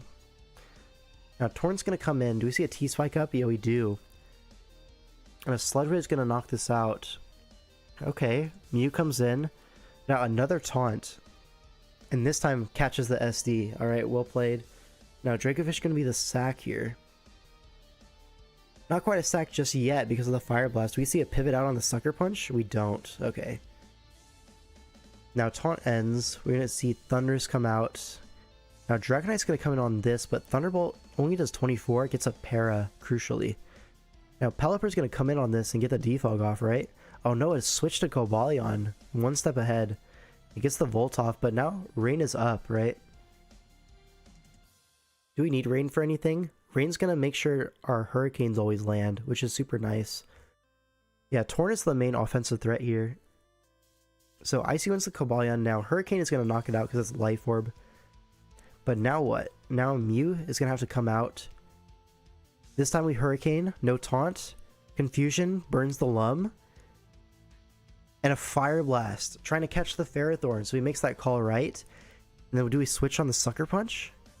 We switch on the SD. Loki's playing this well now. So gets the SD off, Fire Blasts the Ferrothorn. Okay. Now Thunders comes in. It's going to take the Sucker Punch. Okay. And now Dragonite last Mon. Yeah, I don't think you can win this now. Yeah, T-Bow's doing way too much. It's Curse, but Curse E-Speed, if you E-Speed, is going to get Sableye after, so. Yeah, Sableye's going to come in. You can Foul Play. You can Encore. All of it wins. And that's going to be the game. Shout out to Hunter Z Infected. He just wins this one. Side toss, sure. That was a crazy game. A lot of plays on both ends. Enjoyed watching that one. That was hype. Now Koko review. Now Koko did look like it had a great matchup, but Hunter had the tech for it. The trick, lagging tail, and then Koko's main asset, its speed, is now, yeah, it's 0. It has 0 speed. Watching this one live, it was tense. Yeah, all the Mew turns, the taunt on the SD, and then the Fire Blast on the Hurricane, those were some tight turns. Yeah. If those go the other way, I think Loki P wins. Sableye was surprisingly good on that team. It wasn't great anti-setup for when Rain wasn't active. But yeah, Sableye I think is like really good as like a 7th, 8th Mon, where like it's usually benched, but the threat of it is there, and it's always bringable, right? You can always threaten to bring a Sableye, and it makes it a lot harder for these like setup threats to actually do their thing. Koko went crazy until turn 1 is crazy. It's true though. On matchup, it looked great. In mocks, it was excellent as well. So we really had to just catch it with the lagging tail, or else it was cooked. Fortunately for Hunter, able to catch the Koko, but it looks like the set wasn't even that crazy though. Taunt Nature's Madness, U-turn. Probably Dazzling Gleam last, like maybe it was T-Bolt, but then you don't hit Thundurus. All this slander is cute, but Koko's still definitely number 2 overall in Swish. A lot of user error. There's a lot of replays to go through, but this is an awesome game. Alright, so now we're playing against a Clay Doll. Shout out. Look, they're counter-teaming Koko by drafting Clay Doll. That's the effect that Koko has on the metagame. Just won a game with Koko, not a fraud. Congratulations, Clyes. That's awesome. Caracosta, and there's a Clay Doll in Swish. Nice. Yeah, this is so funny. Anyways, Caracosta is here. Caracosta is now. You get the vibes. Koko in this game has to deal with double ground, but at least they're not like... they're not hard counters. There's a G-King as well. It is faster than everything, which is nice. Can like soft check the Kyurem. Soft check Cinderace, Rotom, all these guys. So it's not too bad. Alright, let's look into the game now. So Caracosta lead into Kyurem. We're gonna see a Sash, like Shelf Smash kind of thing. We see a Shelf Smash into a sub Kyurem. Interesting. Kind of predicting a toxic, like maybe rocks kind of set, but no. Oh, it's sub protect Kyurem, trying to PP stall something. Freeze dries into Sash. No, it's sturdy. What am I saying? Has a built-in Sash. And it's a weakness policy. Do we have a rock move on our Caracosta? We do have a rock move on our Caracosta. Kyurem will die to this. I'm probably going to kill like at least 2 Kyurems with this. So Stone Edge does have to Claydol. Alright, Aqua Jets. No Rocky Helmet? No Rocky Helmet. Okay. Rotom's going to come in. And it outspeeds the +2 Caracosta with a Choice Scarf. Bro. How slow is this guy? 179? Abysmal. But that being said, it did get a KO. So, can't complain too much, right? Aura. Exactly. Right, Keldeo going to come in. Kyurem switches in on Scald. Gets burned, which is a huge deal for sub-protect sets. But that being said, you're still forced out by the fighting move, right? So Aura Sphere comes out. Pivots into G-King. Makes sense. Flip Turn comes out into Aegis Slash. Catches that with a Flamethrower. Still not a great... not great chip, but no leftovers, crucially. So this chip is permanent. Shadow Balls into the Lando. Is that Assault Vest Lando? It looks like it. U-turns for a little bit of chip on Keldeo, but now G-King is going to come right back in for another Flamethrower, question mark? No, a Sludge Bomb this time, mixing it up as the Victini gets poisoned now, so money on top of her. I don't remember who this is. I think this might be Paddox. Was this Paddox? Someone can correct me if I'm wrong, but he's playing this quite well. Claydol did about as much as you expected. Facts. Which is 0. Alright, Aegis Slash gets a free turn. Now to click Shadow Ball. Draft player clicks U-turn. That's what's up. Keldeo's going to switch in on Kyurem. You know, not likely to freeze dry on the Aegis Slash, but it's actually Roost. So Sub Protect Roost, freeze dry mono. You just missed Diggersby? Yeah, we did see a Diggersby earlier on, like 2 games ago. Yeah, was it 2 games ago? Yeah, it was. No, Diggersby lost. Diggersby did not do a whole lot that game, unfortunately. No squares in Keldeo's Aura Sphere? What do you mean by that? I think you're trying to like be clever, right? Because it's a sphere and squares. Very epic. You're so smart, Glop. Anyways, it's revealed mono freeze dry, so Aegis Slash can come in on this. Just Flash Cannon. Yeah, that'll do it. Now what? We see a Rotom Wash switch in. Oh, you could have just Shadow Balled there, I feel like. There's like no punish. But now King Shield is going to happen. So, locked into Volt Switch, but there's no ground to punish this. So I was just going to get that free Volt into Kyurem. But you can Flash Cannon here. Yeah, you do. Alright, well played. Lando's going to come in. Now Keldeo is once again the switch into Lando. This time eating a knockoff. Oh, it's a Cypher Bar. Oh, the Fight Gym, right? Who said that one? Was that GE? No, right? Was it the third guy? Yeah, Shofu the beatdown, yeah. Shofu. Not gonna lie, his flow, I'm not the biggest fan of it, but the bars work pretty cool. Alright, Keldeo, Scalds on the Rotom, no burn, so Volt Switch gonna come out for 51. Slowking, once again, the permanent switch into Keldeo does 18%. This mon is crazy. Flip turns on the G-King into Aegis Slash. Flamethrower catches that, so well played. But now I assume this is a Victini turn. Yeah, Victini comes in. Rotom Wash can be sacked, I assume, to V-Create? No, not sacked, it's Bulky Scarf. Not everyone's flow can match L5's. Not gonna lie, I think GE had the cleanest flow out of everyone, and it wasn't even close. That was so crisp. I love that one. It's just a shame his verse was so short. I wanted like a minute and a half of that. Like high key. But anyways. So Victini gonna take a Volt Switch here. You get another kill with V-Create. GE is unmatched, yeah. Top 3 easy. Top 1 in my opinion on that Cypher. I really, really liked his stuff. Anyways, Koko comes in. AV's G King. U-turn for 17. CTC was top 2, not 2. Nah, man. Nah. To me, it was GE for sure. And then like I had Matt Houston kind of up there. I enjoyed Matt Houston's verse. I liked a lot of Shizzy's verse as well. There was some good stuff in there. CTC kind of like on my first listen through, I didn't really like it, but I listened to it a few more times and it's a little bit better. Kind of grew on me. Just like the auto-tune kind of melodic stuff. Usually not my favorite, but that's just me, you know, to each their own, they say. Anyways, back to this game. This Keldeo was Assault Vest, makes sense why it was taking so little from stuff. But Sludge Bomb here knocks it out. D-Knight gets a free turn now. Dragon Dance is up. Do you see an E-Speed? It's actually still slower than the Rotom Wash. Shizzy, Omar, GE for me. Yeah, Omar was pretty clean as well. This is a rude bar, so can't hate on that. That's my guy. KG bar was crazy. Yeah. Shizzy was always insane. Matt Houston was really good, and the white dude on the boat. Don't know his name. Those were my favorite. Yeah, that guy.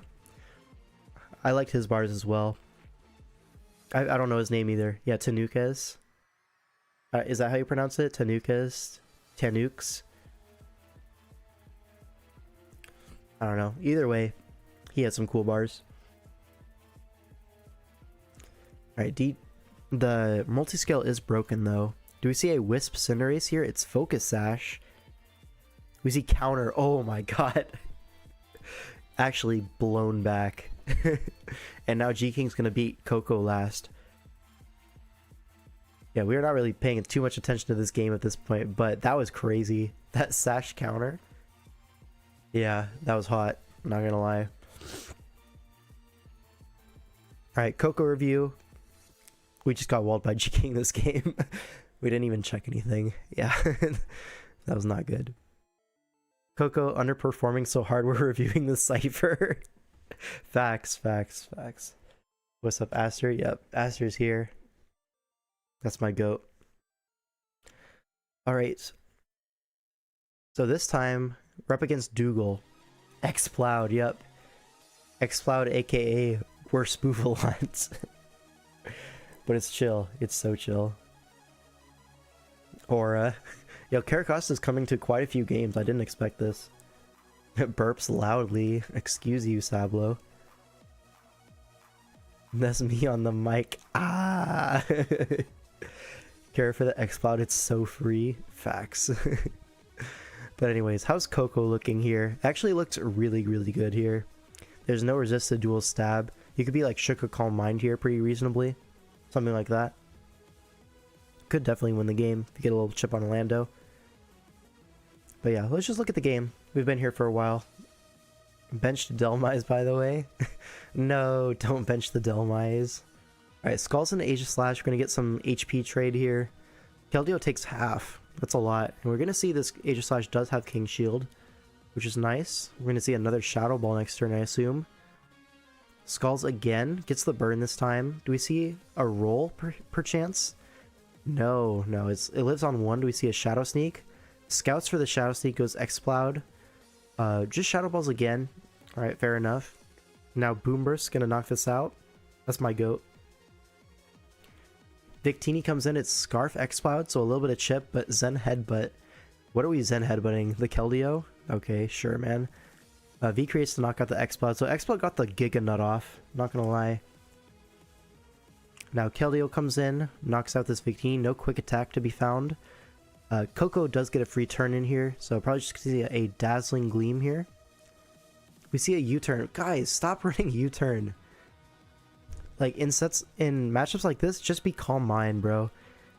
There, you click Dazzling Gleam, you get some chip on Lando, open up your, like, Calm Mind sweep later. Like, I swear to God, you do not need U-turn on... Oh my God, Ice Beam. Whoa. Whoa, whoa, whoa, whoa, whoa, whoa. So D-Knight is faster than Lando. One-shots it with Ice Beam. That was a crazy turn. That was crazy.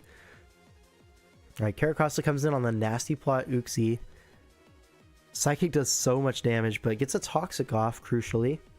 Time to get glopped. Glop set incoming. Sure, yeah.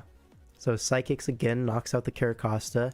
Now Dragonite's going to come in for some chip here. Dual Wing Beat. No Rocky Helmet, right? So Psychic going to do some good chip. Breaks the multi-scale. It looks like it might be a 2-hit KO. Dual Wing Beat does a lot, but do we see a Draining Kiss? No. Is Draining Kiss only SV? I'm not too sure. Anyways, Uxie also gets off a Giga Nut, so 2 Giga Nuts so far. Now Scald, you kind of have to burn this one. You don't burn this. Keldeo still gonna eat that though. It's like physically defensive Keldeo. Makes sense into Weavile plus Melmetal. Well, the water is cold today, unfortunately. It's Rest Keldeo. Interesting. We're gonna have to Sleep Talk a Scald and burn it or something like that. Is it Calm Mind last? It is Calm Mind. So kind of like a Crow Keldeo, if you will. Do we see a Scald here? We need to Scald and burn here. Oh, no Scald. So that's going to be a little unlucky on the no burns and stuff like that. But at the end of the day, I think Dougal definitely deserved this win here. T-Bolt doesn't quite knock out the Melmetal. Crit here did matter, but there's going to be a Weavile Ice Shard follow-up no matter what. So it mattered in the turn. It didn't matter for the game. Anyways, I don't know. Koko could have done so much more here. But like, we're just running U-turn for fun. The Koko could have won if PZ rolled 1 Scald. Well, the Keldeo would have won if he pulled a Scald. Neither a Weavile or Keldeo beat it. Oh, you mean like he got chip on the Melmetal, then T-Bolt. Yeah, makes sense. Weavile would live a Gleam, but it wouldn't kill back, because in that case, the Koko would have been at full. But if you're saying you're relying on a Scald roll, then this turn right here, couldn't you just Scald here? Turn 18. You get your chip, and then Koko wins? So maybe this rest was unnecessary. Was this finals? No. Right? No, this wasn't finals. This was regular season. April 14th, and then finals was June. But yeah, you could have just called it here, right? Same line of thinking. Koko just T-bolts 4 times and wins. Yeah, maybe an unnecessary rest here, for sure. But anyways, that's me all for that game. Keldeo was Mystic Water, Jet, and the Dragonite was Scarf. This one? Okay.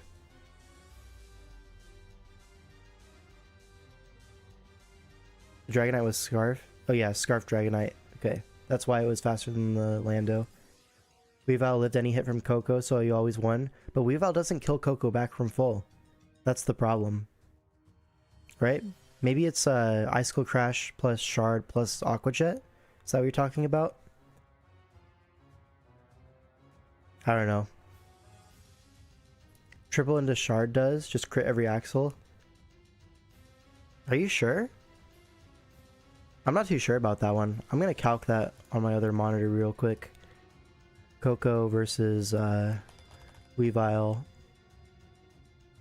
If it's offensive Koko, then yeah. If it's defensive Koko, like max HP kind of thing, then it would live the triple Axle Ice Shard combo, but then it would be in range of Aqua Jet. So I think, yeah, actually Dougal's right. It would have just won anyways. So yeah, maybe you did need to go for the rest and chill like that. Alright, move on. Now we have Mountay versus Toxic here. This is one of those whack Steelix builds that they had, the Legion of Boom. Yeah, these teams are like really clunky looking. Speaking of clunky looking though, this like half rain build. We have a Pelipper with no Abuser. That's awesome. Love to see that.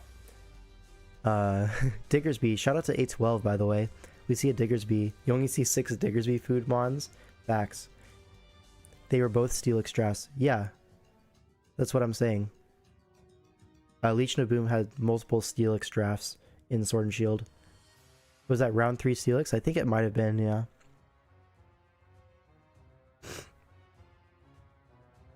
Anyways, so Koko here, there's a Steelix. Outside of that though, it's pretty good. So maybe just like a Nature's Madness kind of thing.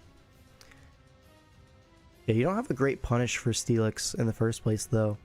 Maybe like Focus Blast Cobalion is your best bet. I guess Pelipper, right? Yeah, I take it back. There's a Pelipper right there. Ignore me. Anyways, Koko leads off into Latios. Probably just going to see a U-turn here. Yeah, we do see a U-turn. As Weakness Policy procs, so 34% that reveals very bulky Latios. Now Agility happens, but this Shadow Ball is going to crit Mew. I remember this. Yeah, and this Mew would have just knocked this thing into quick attack range, but now you have to give up your entire Diggersby in exchange. It's Life Orb, yeah. No, A12.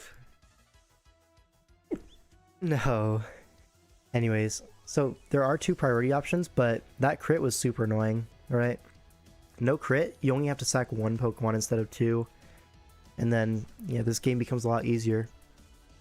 But now, Dragonite comes in, Azumarill. Tapu Koko is going to switch in on Azumarill, take 77. It's Rocky Helmet, so looks to be Choice Banded Azumarill from that damage into physically defensive Koko. But we're just going to see another play rough. 91%. Yeah. Now Weather Ball for 44. This is Specs Pelipper, it seems. Doesn't want to Hurricane for whatever reason. Now Earthquake is going to finish off this Azumarill. But at this point, it's really tough, right? This Mew, there's not a great answer for it. We see a Dragon Dance. I mean, it could have been any Mew set and it would have won. I'm going to be so real. Cobalion's going to come in, but Earthquake is going to 2-hit KO this for sure. Yeah, Iron Head does 22. Shout out to Cobalion. Then, yeah, Triple Axle is going to knock out the Dragonite. Never mind, we miss. But you need, like, many, many misses to bring this one back. And you're not going to get it. Yep. So, yeah, this draft is Omega bad, I agree. Yeah. Mountay is fake Diggersby user. I mean, what was he supposed to do there?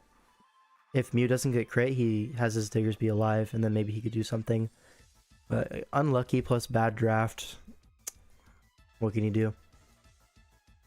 Alright, next up we have Scrappy 10 on the other side against the PCC, using this kind of Aegis / Victini build.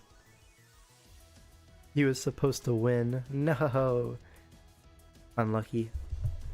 Anyways, this is like a very bulky team from Scrappy 10. There's an Amoonguss, there's a Swampert, there's a Kartana as well. All of these like range from hard check to soft check on the Koko. That being said, the Koko does revenge like the Kyurem, soft checks the Cinderace, and obviously beats the Manabuzz pretty handily. Scrappy 10 Gaming, so you already know there will be a freeze. Is there? We'll find out. Anyways, how is PZZ going to win this one? So you can kind of reposition Koko into Victini here on the Amoonguss. Low-key, right, you U-turn on the Amoonguss, get a V-Create turn. That being said, V-Creates are not like super high value here, because there is a Swampert, and there's a Cinderace, so multiple V-Create switch-ins, which not every team is going to have, right? This Scrappy team was ass, he just hacks every turn with it. Low-key. Anyways, so Swampert leads off into Koko. Are we going to see an Grass Knot? Amoonguss is going to come in on the Grass Knot. Okay, pretty reasonable. Rocky Helmet, makes sense to punish U-turns. Now Foul Play, gonna do some damage. Predicting the Aegis Slash to come in, I think, but now Piloswine going to come in, get Giga Drain for rocks.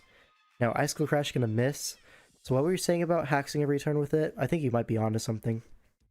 Victini's going to come in, but Swampert is the switch into that. Blue Flare, so insinuating a Energy Ball. Yeah, Energy Ball is going to come out, but it's Rindoberry. We're going to see a Rocks up here. No, we see a Toxic. So Scrappy not going to have any Rocks this game. Unless we Court Change with Cinderace. Which low-key we could do this turn. So, no, we do not. We go Manabuzz. Alright. We should watch Zing versus Scrappy to honor him, showcase why he's the GOAT. No, Turtonator, my glorious king. Hey, with Turt rules, Turtonator wins that game. Because we assume all moves hit, right? Anyways, Koko comes in on the Mandiba's U-turn. Repositions into Amoonguss. Don't really have anything better into the Koko, I guess. U-turns for fun. I don't like that U-turn, but whatever. Foul plays for 56% on the Victini. Big chip. Now Cinderace going to come in on a Blue Flare. Are we going to see a court change here? We could. Or we could just knock out the Victini. We see a U-turn, so it probably doesn't have court change then. Rocky Helmet Dragonite. That's pretty new. Breaking the multiscale though does allow Kyurem to have a free turn. You see Earth Power on the Aegislash, good play. But it's lefty's Spadef Aegislash, so there is that to deal with. Just gonna stay in an Earth Power for the 3-8 KO it seems. Yeah, 44% gets the drop, but Magnet Rise now. So this is gonna 1v1 the Kyurem it seems, even with the drop. But Manabuzz is gonna come in for pretty much free. And now what? Aegislash gonna King Shield for some lefties, but Roosts up. Heads up play by Scrappy. Now Dragonite's gonna come in on the foul play. Doesn't do a whole lot of damage. But now a Toxic comes out. Are we gonna see a Heal Bell on the Dragonite? We could. It is a bulky Rocky Helmet set, so it would make sense. We do see a Heal Bell. Okay. Victini is cured from poison as well. Pretty nice. Toxic is again to force a Heal Bell turn, breaks multiscale. Makes sense. But now Manabuzz has to get out of there. Goes to Kyurem. Makes sense. As a Toxic, great Toxic by PZZ. That was really, really good. Now this is going to force out the Dragonite into the Aegislash. This time doubles into Kartana and SDs on the Magnet Rise. Not Magnet Rise, the King Shield. Whoa. Knocks off the Victini. It's an attack boost, but it's a Life Orb. That's a very strong Kartana. Is Koko going to be able to force this out? It looks like it is. Is that like a Specs Koko or something like that? Otherwise, it wouldn't really kill Kartana from there. Maybe you need HP on that guy. It'd be really cool if they remove the Toxic move. Yeah, they should do that for sure. Alright, Amoonguss comes in on Keldeo now. Calm Mind, though. This is something that Keldeo can run into Amoonguss. It's sub Calm Mind with a lot of special bulk so that Giga Drain doesn't break the sub. It can be done, but it uses pretty much all your EVs. Yeah, even Clear Smog into Giga Drain, not going to KO the sub at +2. So the best thing Scrappy can do is break the sub and then switch out. Alright, so we're going to see a switch from Scrappy here into what, though? Into Cinderace. Makes sense. Kind of your least valuable guy that's able to break the sub. So it breaks that in exchange for a Scald KO. But now Keldeo is going to get revenged by the Kartana. Now Dragonite can come in on this thing, but it is Toxic already. So you do need to take a turn to Heal Bell. You also need to take a turn to Roost. And you can't do both at the same time. So let's see. Scrappy takes advantage of that. The Dragonite is going to remain low, but here's the poison. Kyurem takes that as an opportunity to come in. See a Freeze Dry here? We see a Dragon Dance. Whoa. Earth Power is going to come out here? Question mark. Dragonite pivots on the Earth Power. A lot of great plays by PZZ this game. Pivots Koko on the Freeze Dry. It just freaking dies. I think that was a roll. But anyways, now you have to pick up a few more KOs with the Kyurem. Never mind, Keldeo lives because it's so specially bulky for that Giga Drain roll on the sub. Awesome. So it doubles as a Kyurem check there. But now Kartana just going to Smart Strike. Covers the Dragonite. It's too low to switch in. With a Life Orb especially. Now Life Orb +1. Smart Strike. Does it KO the Dragonite? It does. Kartana is so strong, man. Anyways, that's going to be the game. Not going to lie, PZZ played really well in this one, but so did Scrappy. Just overall well played game. A lot of cool stuff happened. Koko review. It was actually a reasonable threat here. Even though Amoonguss kind of like hard blinked it, that did like allow your Victini to start going. So overall, pretty good performance from Koko. Alright, next up we have Mountay, my GOAT, with his dumbass team. This time post mids, so there's a Crawdon and a Blacephalon on there instead of this weird rain. Yeah, Scrappy 10 difference. Real. Gonna go get ramen. Do you want anything? I could go for some ramen right now. If you're offering. If you're offering. I could take some ramen, yeah. Neither of these teams are real. Yeah, this is definitely like people are still figuring out the drafts. There's no Spectre. The options are all open, and this is what we come up with. Okay. Crab. I don't think that's a crab, bro. I think that's a lobster. I think you'll find that's the case, but it's chill. It's chill, bro. Same thing. They both live in the ocean, right? Anyways, this team, let's look at the Koko matchup. It's just Lando that you have to deal with. Zeraora is like low-key kind of neutral. It depends on which one has the better tech for the other.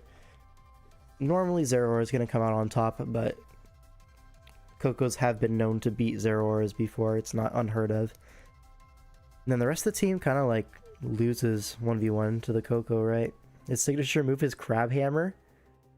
Okay. It's a lobster. Have you seen crabs? They don't look like that. Anyways. What did Comfy do? What did Comfy do? I don't know, man. Anyways, we see a lead U-turn on Mew. Rocky Helmet. Fizz Def, it seems. Rocks go up. Taunts to keep it low, so a knockoff is clicked. Mount one step ahead. But it looks like Mew is going to go down here in exchange for chip on the Zeraora. Kind of opens up that Koko. Yeah. Pretty nice. Blacephalon going to come in, says, hey, I'm Scarf. Do something about it. Something is done about it. It's especially defensive Lando, but the drop means it can't stay in. So Persian going to be forced to take this chip instead. 46! Another drop. We're scouting for Scarf Persian, I guess? I don't know about that. Was Scarf Persian a real thing here? I guess Scarf foul play into D-Knight you could see. I don't know. Maybe just take your KO, I think. But anyways, Dragonite gonna break the multi-scale here on the U-turn. Dragon Claws into the Slowking for not a lot of damage. Do we see a T-Punch here? We see another Dragon Claws. Persian gets sacked and it's Rocky Helmet. Yeah, makes more sense than Scarf. I don't know why we were scouting for Scarf. I assume that Blacephalon is Scarf there. But anyways, Icicle crashes into... Whoa, this is a lot happening here. So, red card into Tailwind, into fast U-turn into Koko. I think he expected the Corv to be slower even in Tailwind because he's like no IVs or whatever. But the Scizor is going to get that slow U-turn. Makes sense. Now you U-turn on Lando as Dragonite taking rocks and a U-turn. Going to be left low here. Bullet Punch from Choice Band and Scizor is going to finish that off. Now Blacephalon is going to come in for a KO here. Lander is going to be the sack. Alright. +1 now. Now Slowking comes in. And it's going to be Kasib. Yeah, it's going to be Kasib. And knocks it out with Scald. So that's how Blacephalon is dealt with. Blacephalon is so swag. Yeah, it's just so frail, man. That's the only problem I have with it. It's so frail. It can't take any hits. Even like neutral hits, it'll die to. And I don't like that. Anyways, Crawdon gets a KO here. Scizor going to come in. Just Bullet Punch here, I assume. Oh, it defogs. Right. I remember this endgame being super tight. I think I did like a live commentary on this or something like that. Did I? I don't remember. I think I did because I remember covering this before. But basically, Mount is playing towards a Life Orb Crawdon endgame with Aqua Jet and then Aqua Jet, right? Rocks are slowly putting everything in range. If I was Crawdon at max speed, it would have just won. I mean, Scizor's faster, right? Scizor's literally faster than Crawdon. Am I missing something here?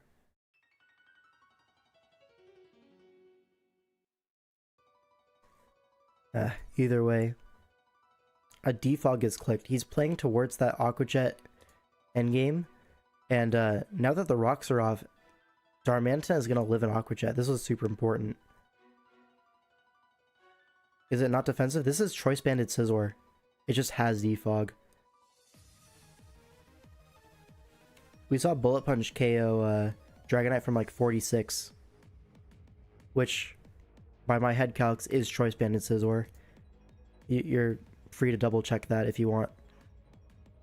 But this Defog comes out in exchange for a Tailwind. Yeah, switches out there. Has to be locked. T-Bolt's here. But now Tailwind Crawdaunt knocks out the Zeraora. But Darmanitan is going to bait in a Aqua Jet. Okay, gets off another Life Orb hit. So 2 Aqua Jets into that. But now Darmanitan's going to live this, right? And just Earthquake twice, right? Because it's Scarfed Arm.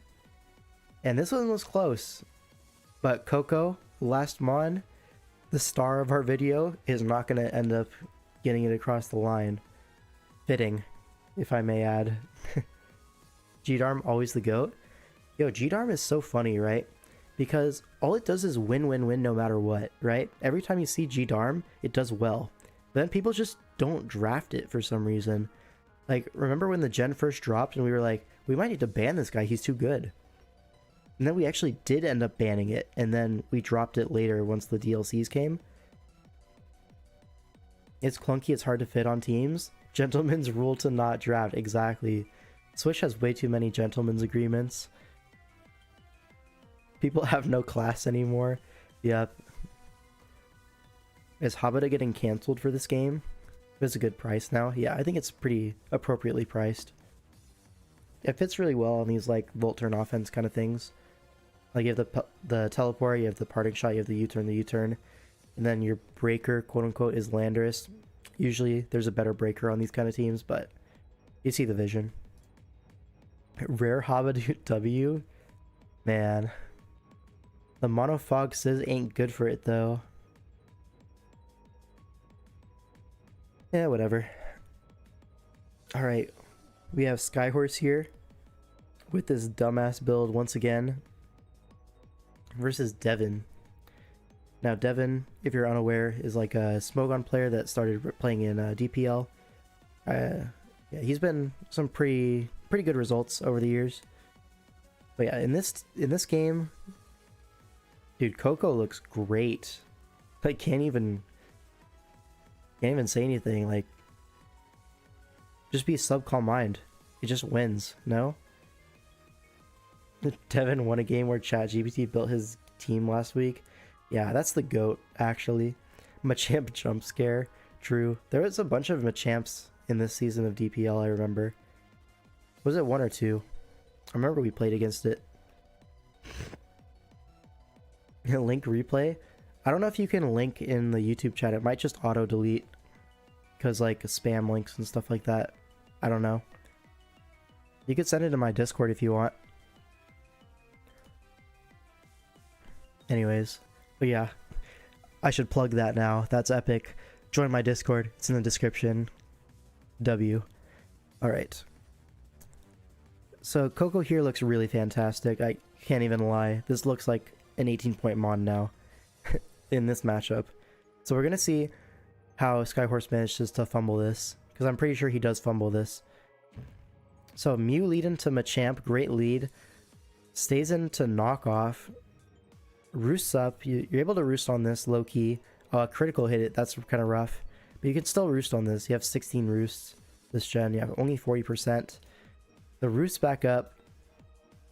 Flex on these haters. Machamp. That's what I'm saying. We switch. Why are we forced out by a Machamp on Mew? I feel like that just shouldn't be the case, right? You should have some move for it. Iron Defense Corviknight, okay. Reasonable enough. It's Citrus Berry, so that makes me think it might be Acrobatics. Is it? Are we going to see a Encore? We see the threat of an Encore at least. Rocks go up, and an Encore as we Trick Room. Interesting. Okay. Trick Room and a Crawdaunt. Okay. Now Primarina is going to come in, take the poison. Now what's this Crawdaunt going to do? Are you just going to stay in for chip? No, we go Corviknight. I guess. But now what? You have to deal with, yeah, this is not a good situation. We Moonblast again for some reason. What are we Moonblasting for? A light screen? This is a weird Corviknight set. Uxie comes in, threatens the Encore. Probably just gonna see a U-turn here. Take advantage of the force switch? No, we don't. Unlucky. But allowing Mew the free roost. Foul play is gonna get clicked. And then you Encore into the roost. Is this a speed tie? This is high key a speed tie, no? Mew's faster this turn, Mew's slower this turn. Is a speed tie. What are we both creeping? Every build for this draft tried way too hard to feed kills to the lobster. I mean, yeah, but I get it. That's your best breaker. Sure. Okay, Koko comes in on a U-turn with rocks. Machamp comes in. Is Machamp gonna force out a Koko? Oh no. We sacked our Koko. It was so good. It was so good here. No. Oh, that's rough, man. No Shadow Ball resist at least, so Blacephalon is here to pick up the pieces. Primarina is going to come in. It is still out of range of Shadow Ball. Gonna flip turn. Avoids that poison damage at the end of the turn. Pretty important here. Uxie foul plays into a Trick Room. And then, yeah. Now U-turns out. Do we see a Roost? We do. And now Primarina low-key gets roosted on here, so no big issue.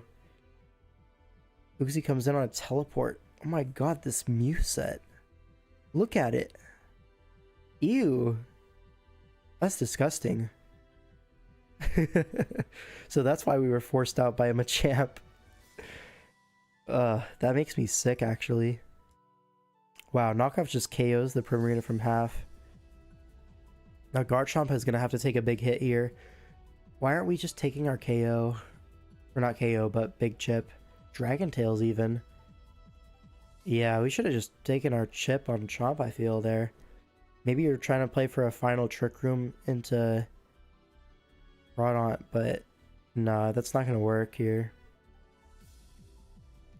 Corviknight just trying desperately to get sacked to Garchomp, but yeah, not able to do so. Fire Fang finally goes down. We see another Trick Room here? We see a Trick Room, yeah.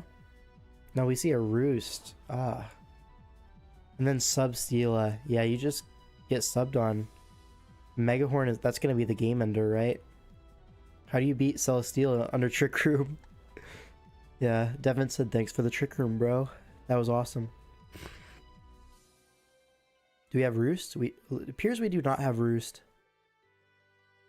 And now Celesteela gonna get that +1. Blacephalon is gonna revenge this, but Raikou is right there, and Raikou wins. You know what I mean? That's AV Chomp for sure. 22 is crazy. But yeah, by my estimations, Raikou's gonna come in and win the game right now. Is he a Scald? Knocks out the Blacef. Then should be just T-Bolt twice, no? I guess Mew's at full. But Mew can't attack.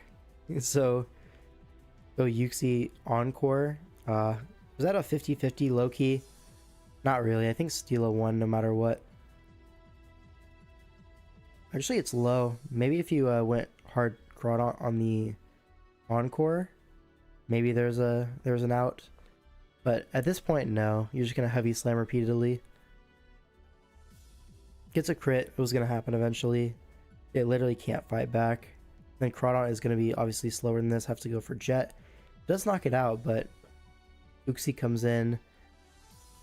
It's Rocky Helmet, yeah, and just U-turns, yeah. Makes sense. I think the idea was pretty cute, right? Trick Room into Groudon. But maybe the execution could have been a little bit better.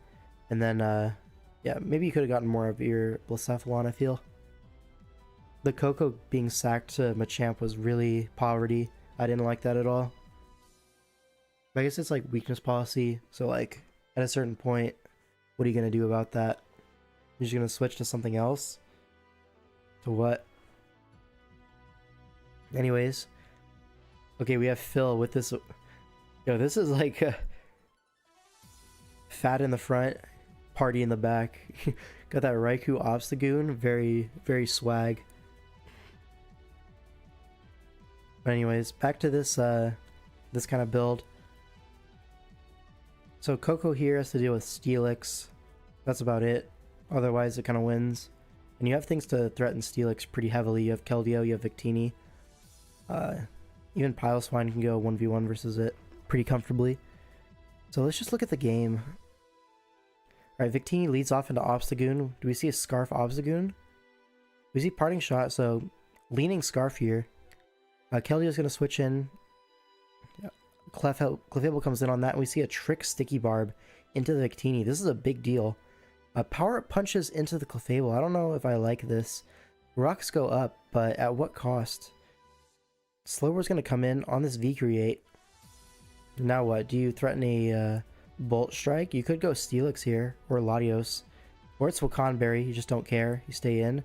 Teleport. I don't like that Teleport at all. You just need to attack this. Right? You have a +1 Victini in front of you. Just attack.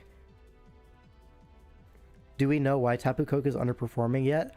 It's a lot of user error. A lot of matchups look kind of mid for it, but some do look quite good, and then it's been fumbled every time. So hard to say. Like, the majority of matchups, I think, are not good for Koko, like, individually.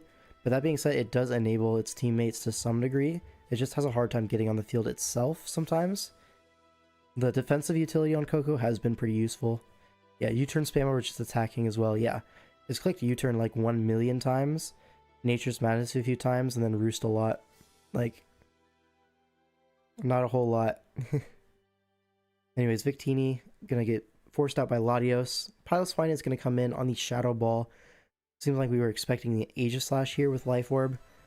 But now Koko comes in on a double, it seems. Because Latios should switch here. No, goes for a Draco, so catches that.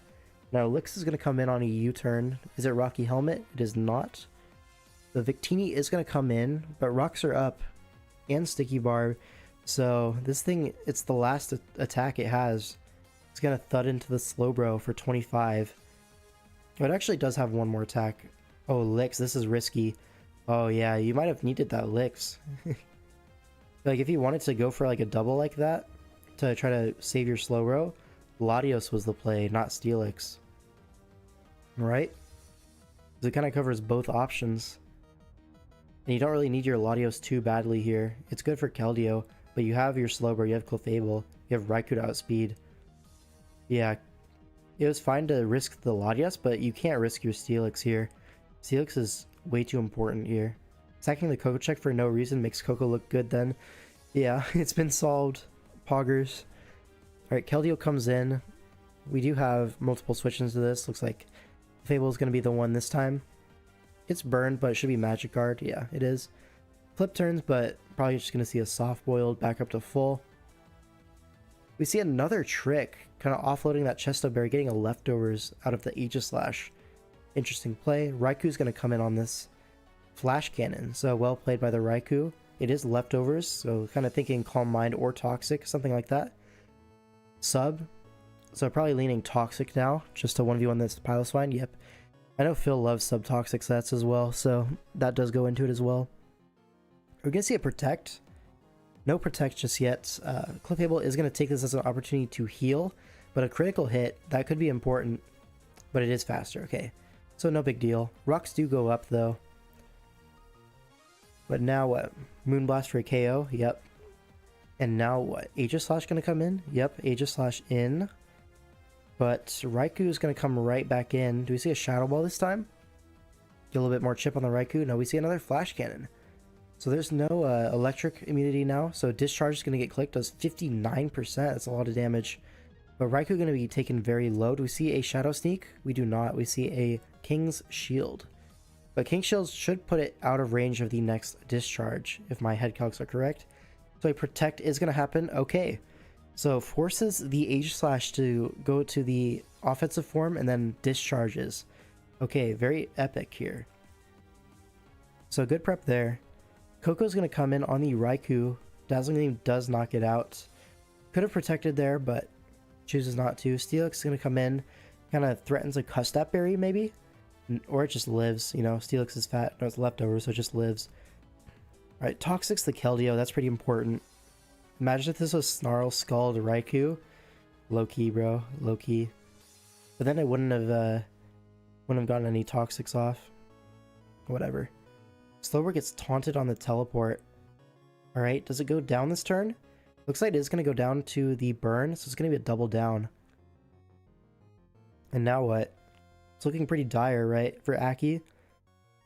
But Dragonite's going to come in on the Obstagoon. This is Scarf, so you have to get out of there, I guess. Oh, we see an Ice Punch. No. Coco's going to be able to switch in on that. Now Steelix going to switch in on Dazzling Gleam. Oh, no.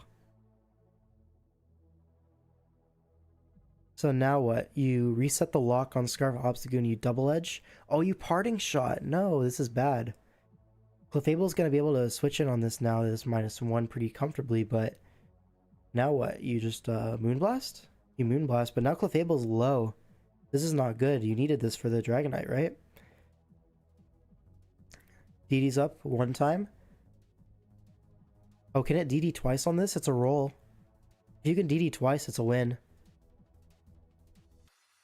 Oh, and he lives on one, so it's going to outspeed the Scarf Obstagoon now. That's rough, yeah. +2 is going to knock out the Clef. And yeah, knocks that out. So Dragonite's going to reverse sweep this one. But this is looking really dire. I don't like how Aki played this one over the course of the whole game.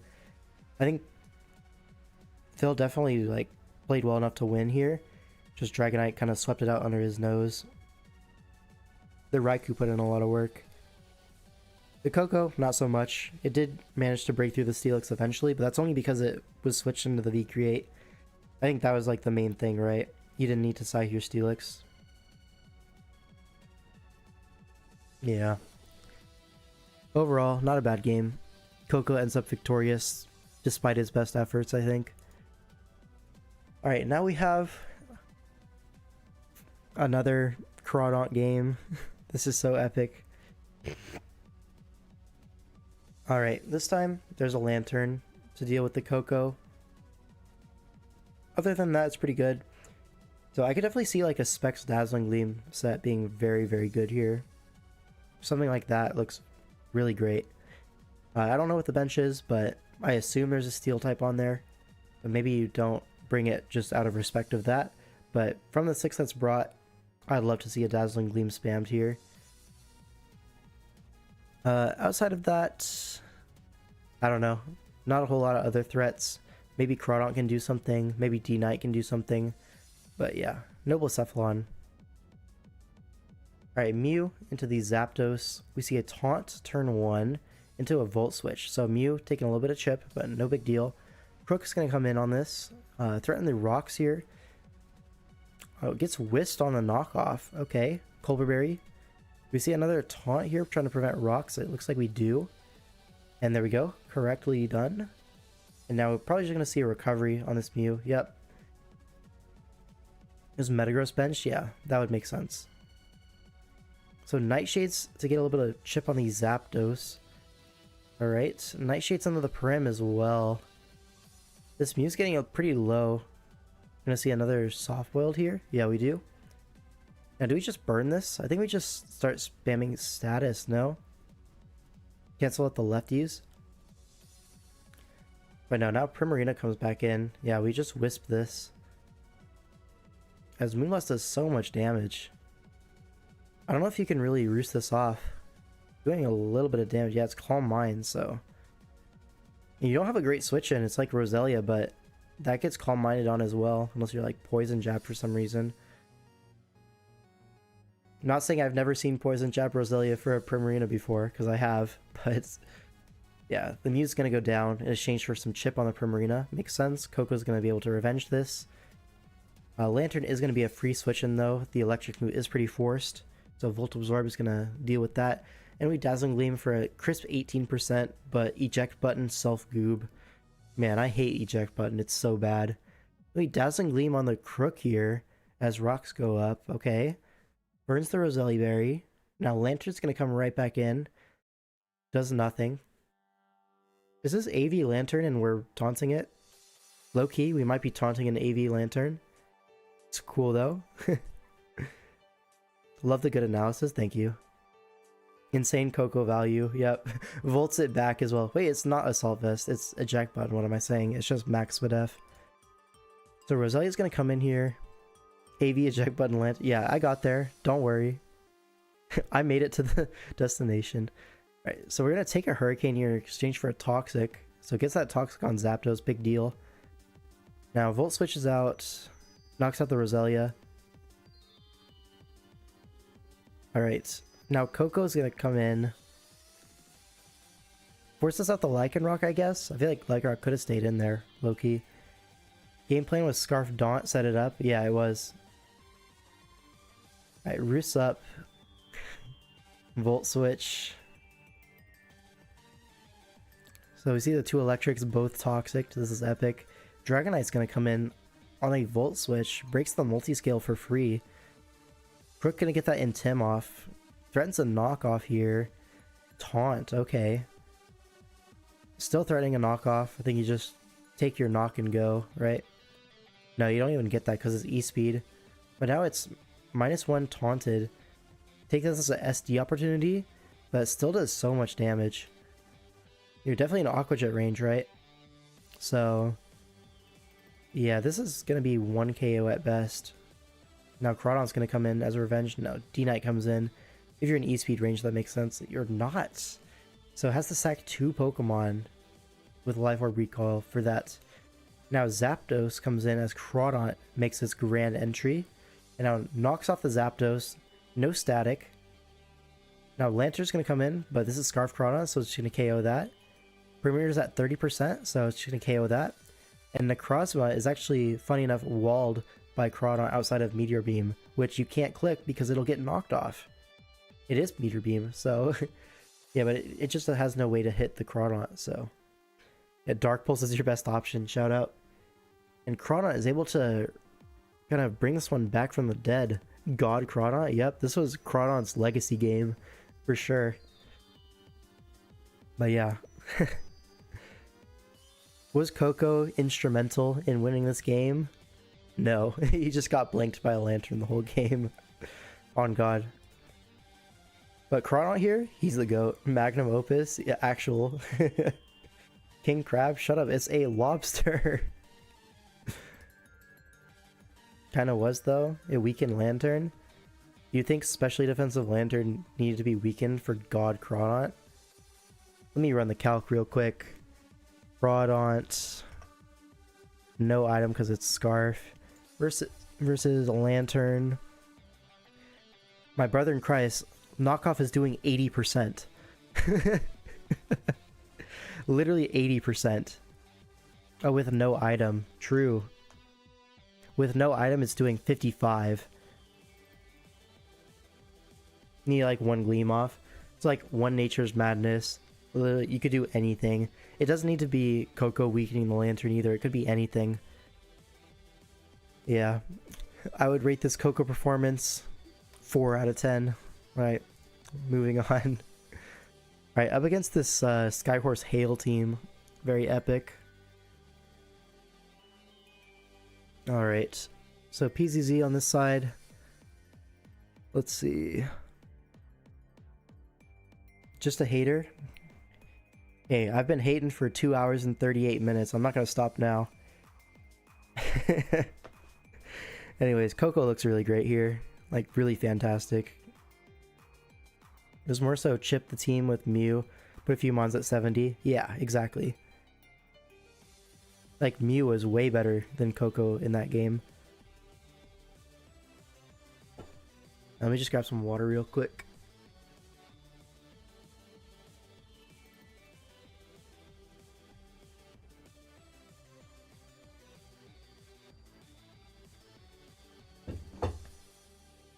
Alright. So how do we support Koko in this game? Because Koko looks like he just wins on the spot.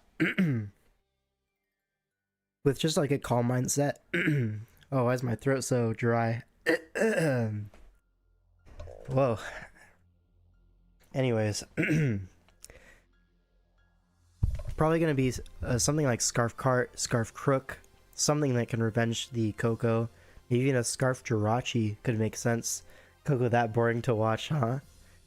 It's not that bad. So, could be Sugarberry to cover the Scarf Crook. Just dual stab, Calm Mind Roost. Makes a lot of sense. Outside of that, Keldeo looks pretty good. A lot of Pokemon on PZZ's team look pretty good. I think this is probably going to be a Koko win if I had to guess. I don't know what Skyhorse is supposed to do about all these threats. It just seems like too much. Kartana wrist dual stab, yeah. Let's look at the game. So Crook leads off into Victini. Loki, you just stay in here. Yeah, get your chip on Crook as rocks go up. So Koko immediately opened up. Now Zapdos going to come in, takes half from Blue Flare. Gets Toxic. So Victini putting in the finest of work at the moment. Another Blue Flare is imminent. That's a big word, by the way. Protects on the Toxic, just a little bit more chip. Makes sense. Probably just going to see another Blue Flare. Yep. Big chip on the Zapdos. And now probably just going to see another Blue Flare, to be honest. Crocodile does come in on the Sack. Oh, a Psychic. Oh, I didn't like that Psychic. I felt like Blue Flare was the click always, but I get you predict the Blastoise, but Blastoise and Swish is usually win con. You don't see it switching in on attacks too often, so that's why I think Blue Flare was perfectly fine. And it's sub Kartana, so able to put this Victini in range even through the Culver Berry. So shout out to that. Victini got its nut off, but Kartana able to revenge that. So kind of shouting, hey, I'm Scarf Keldeo, you need to get out of there. Forces out that Kartana. Jirachi comes in. It looks to be very bulky with Wish Protect. Wish Calm Mind, actually. So maybe it's not Protect. Head smashes. Whoa. Whoa. That is not that is not what anyone was expecting to come out there. How? Yep. How does he do it? Wish is up on the King Shield. But now what? King Shield's again? Okay. I guess you assume the Wish is going to come out next turn anyways. Now it should just be a Shadow Claw, right? A close combat, so we don't have Ghost Stab, it seems. Otherwise, why would you close combat? Or maybe it's only Shadow Sneak. That would make sense as well. Right, Moonblast into Piloswine does very little damage, but the Veil's up. Rocks go up as well, though. Gets Encored into the rocks. This is good. Something else is going to have to switch into this Ninetales now. It's going to be Koko. Now, why did Skyward set up for 5 turns to get 2 Calm Minds and switch? That's a question for him, not for me.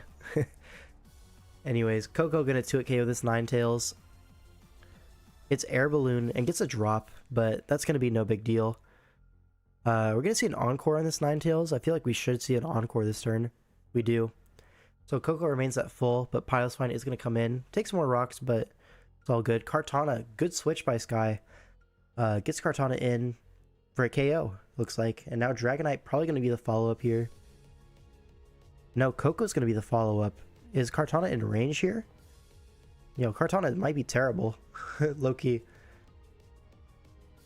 Anyways, Jirachi comes in. We see a Taunt. Okay, so it's just Taunt, Dual Stab Roost, it seems. Maybe Taunt Nature's Madness.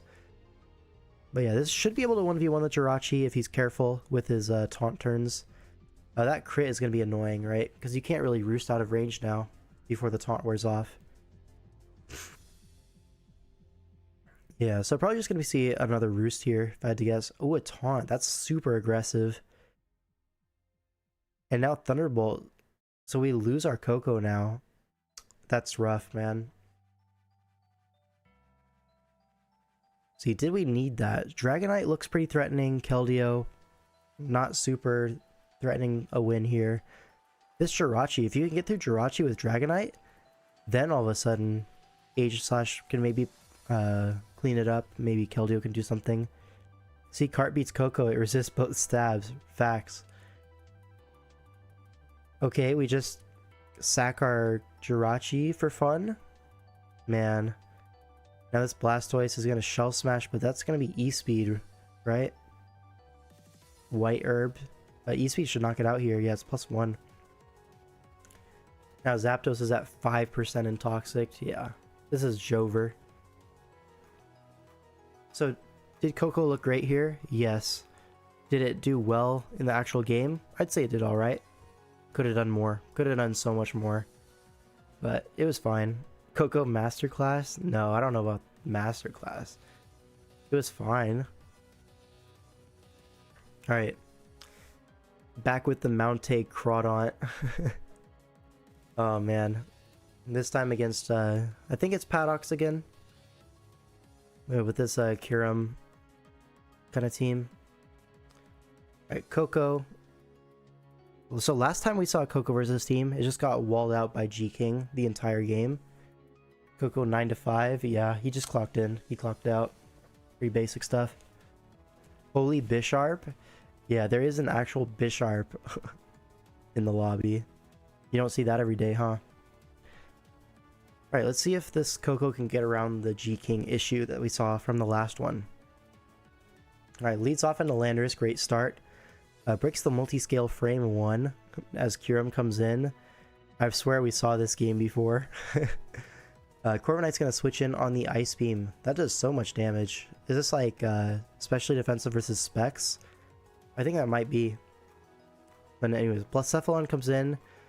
Kyurem was like low-key not even forced out, but Cinderace is going to be switching in here. But this doesn't really force out Blacephalon either, so Bisharp's going to come in on the Shadow Ball, does 32%. Now we see a sub trying to play around the Sucker Punch, but rocks go up.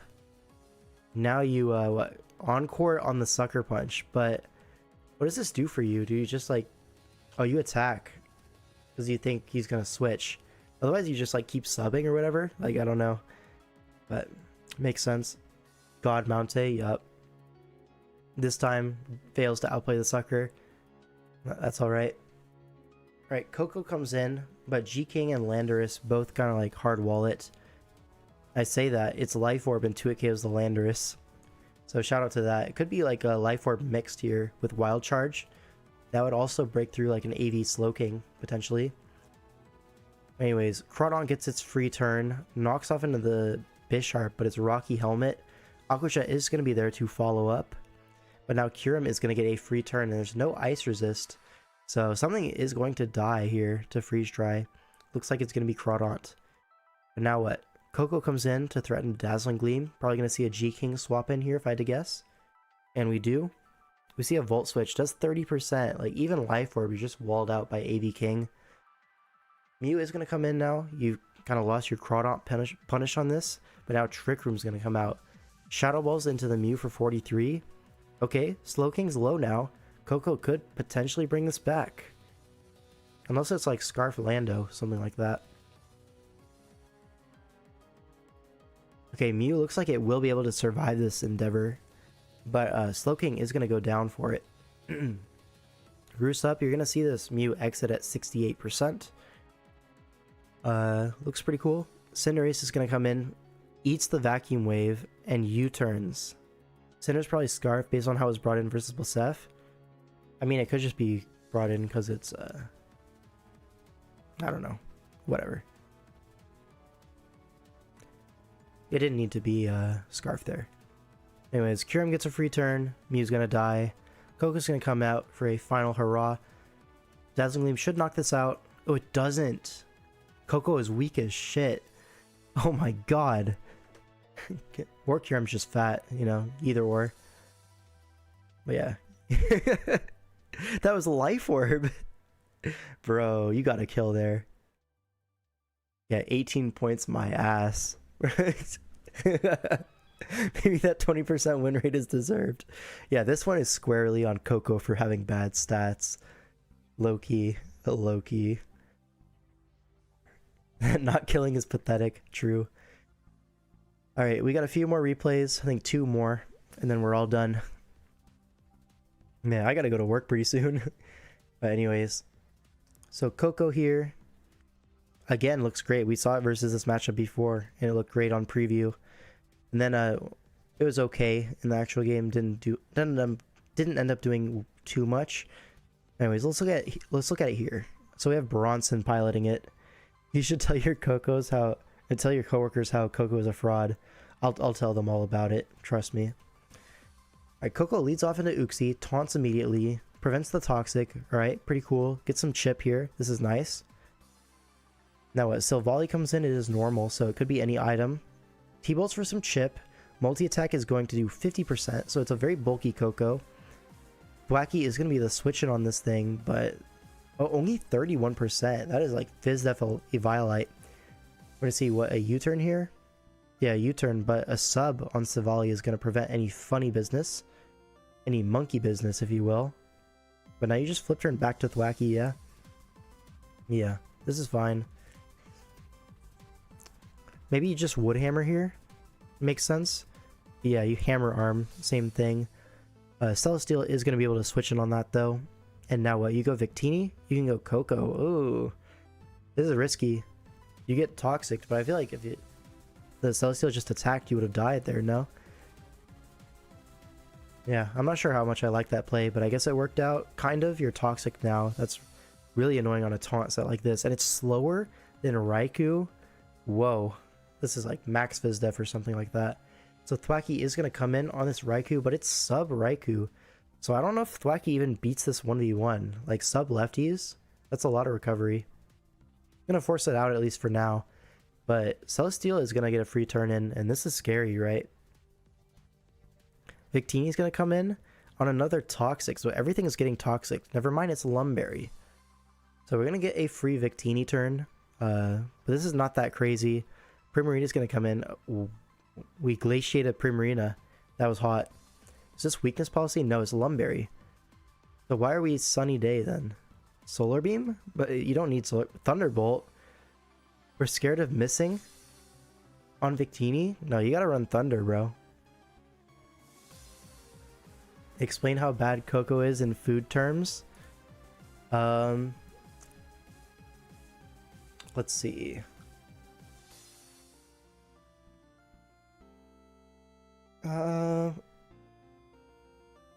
Let's see, it's got to be something that people think is good, but actually it's like not that good, right? Pineapple on pizza.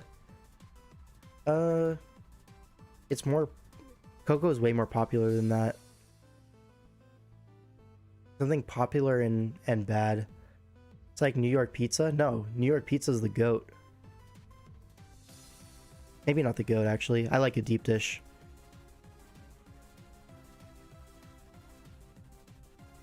You just hate pizza? Like what? Taylor Swift? Well, Taylor Swift is not food terms.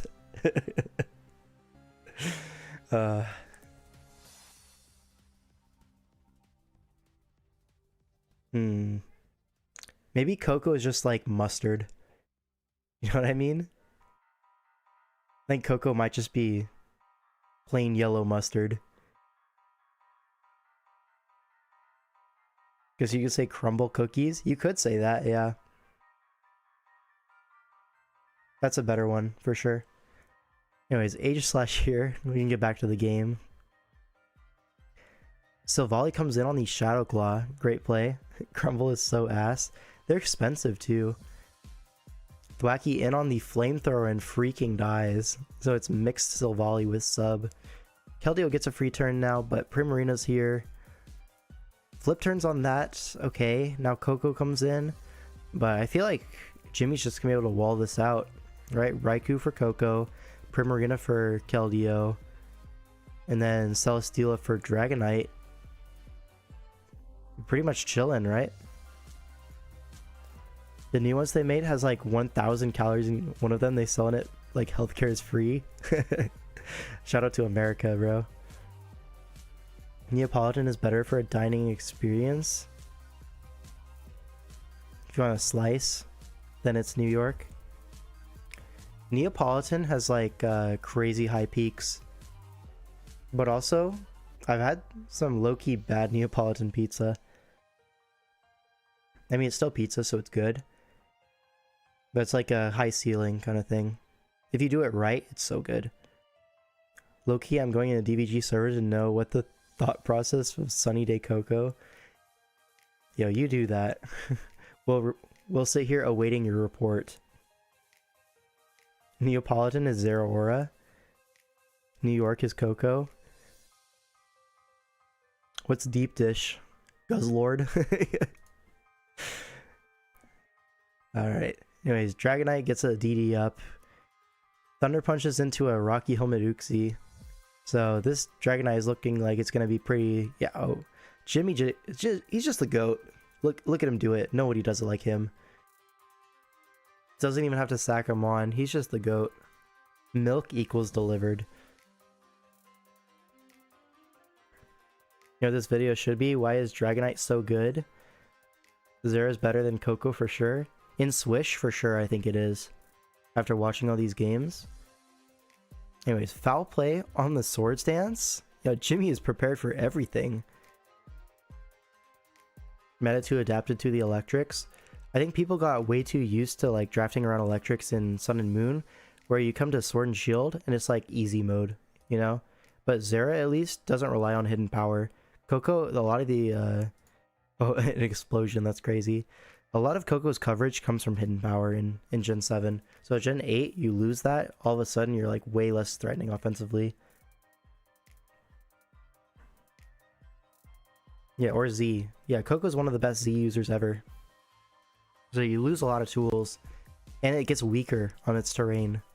Yet it's still 18 points? Make it make sense. Caracosta again! Oh my god, Aura. Shout out to Burger. Alright. Let's see. So Glop against PZZ. This one is finals, right? Looks like it's finals.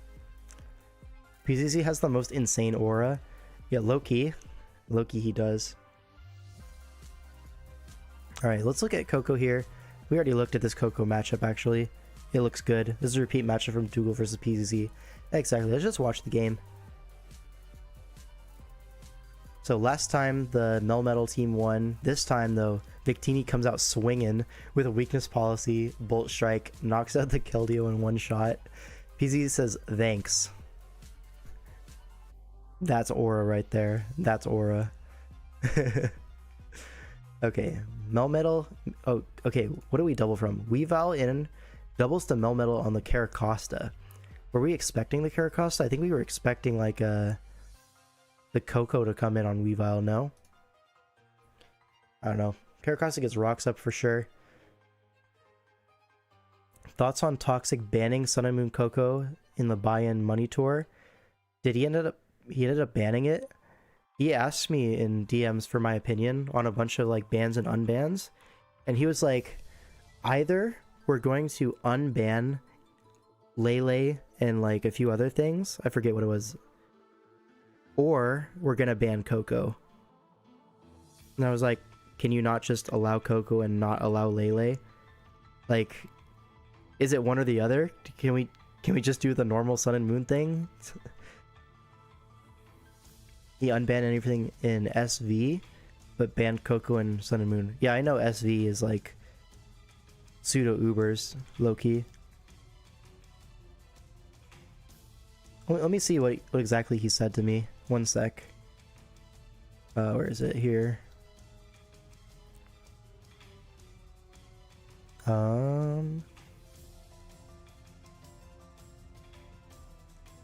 Okay, yeah, it was Aegislash, Lele, Mega Mawile, and Koko. He said basically we're gonna allow all of them or none of them. I was like, why? There's no reason why you have to do that. But whatever, he was stuck on it, I guess, and that ends up banning Koko. Cool. Leak DM. No, there's some spice in there. I can't let that get out. Anyways, Caracosta Toxic this Uxie. Victini's gonna come in on the next Nasty Plot. It's +4 now. But it's gonna have to take a V-Create first. Never mind, this Victini is slow, and this Uxie is fast. So, shout out to the Kramer speed tiers. One shots the Aegislash with Shadow Ball. Yo. Yo. This Uxie putting in nasty work. Protect Piloswine. Okay. Why didn't we go this first? Protects again? I mean, I guess. No, you just Ice Shard? Yeah, Ice Shard, but you can save the sack now. I didn't like that double protect. I think you just attack. You remember this was a season-defining game because if Glop lost We lost finals without going to tiebreak. You thought you lost for sure after turn 1. Oh yeah, the Keldeo down turn 1 was kind of crazy. But now look at it. Like, brought this one back with the Uxie Bigly. It's Air Balloon Koko, man. Why do people run Air Balloon Koko? Just run Shuka. Shuka's the same thing but better. Because here he knows it's going to be Air Balloon. But he's not going to Earthquake. You don't get the surprise factor. And then you don't get Electric Boost on your move either. Like, I'll never understand Air Balloon Koko. And his Dragon Claw crits and KOs the Lando. Very epic. Caracosta in on the Melmetal. It is Rocky Helmet. Makes sense. This is going to be faster than Melmetal. It is. So speed creeping that. And does its job. 1v1's the Melmetal. What a beast. So now it's a 2v2. Alright, Dragalge comes in and, well, Dragalge catches the Koko. It looked like a 50-50, right? Because Weavile into Dragonite or Dragalge into Koko is good for Glop. So he got that 50 right. Is rewarded with a KO, right? Now, oh, it's Scarf. Okay, that covers everything then. He's one step ahead. Scarf Dragalge, you do not see that every day. And that's going to be the game, right? E-Speed never kills even with a crit, and Ice Shard is going to knock it out. And that's all the Koko games that I have for you. That's all the Koko games that were played in Team Tours in 2024. So, shout out to everyone. Koko looked pretty alright, right? It wasn't terrible, but it definitely wasn't carrying any games whatsoever. I don't think we saw a single game where I was like, Koko is the reason we won. You know? Time to make a final conclusion? Yeah, I'm trying right now. Out of all of these, it's always the teammates that are doing something. Like Victini had some great games. Aegis/slash Dragonite, they had some good games. Was there a single Calm Mind Koko? Was there? I don't remember one. Maybe unrevealed, but yeah, I don't remember a Calm Mind Koko, which is crazy because I think it's the best Koko set. Me personally. I low-key be spamming Calm Mind Koko. Like Calm Mind, Specs, whatever. But did we see any Specs Kokos either? I don't think we did. It was just all support. All the time. There was like one Life Orb one that failed to KO a Kyurem.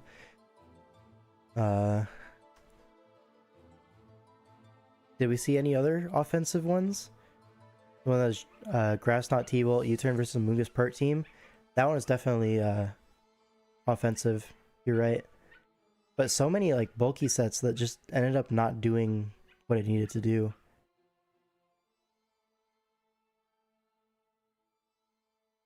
I don't know. It's a lot of points for a U-Turn bot if you're not running the offensive sets. So yeah, I think that's my conclusion, right? Shout out to the dogs in the background. Got that dog in me. Shout out to white women. But anyways, Koko, my verdict, it's like it should probably be going in the back half of the SWSH draft pool. I don't think pick 2 is crazy for it. I think that's definitely an overreach, right? And like stop drafting this Koko Victini D-Knight thing. Like we've seen it. We've seen enough of it. Let's move on, okay? Can we all agree on that? I mean, I'm sure we're gonna see it again, but... So what are top 4? Let's see. Let's go to the DCL doc. Chomp Torn Lando.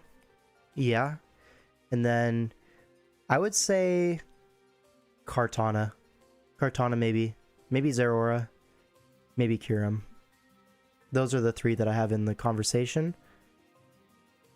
You could maybe make an argument for Mew, but that's a little bit far-fetched. Yeah, I think it's definitely a top 3 between these guys, and then the next, like the 4th pick, can like pretty reasonably choose between Zera, Kart, and Kyurem. I think that's pretty reasonable.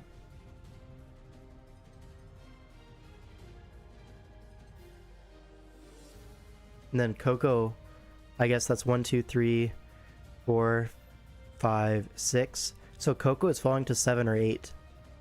Yeah, I think that's what I'll say.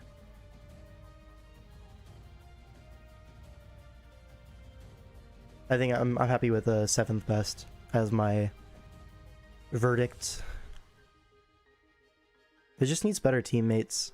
Going so early in the draft really limits it. Like that early round 2 pick, you could have something so much better. Alright, that's gonna be all for me. I gotta go to work in like 10 minutes. Any last questions, thoughts from the chat? What do we think?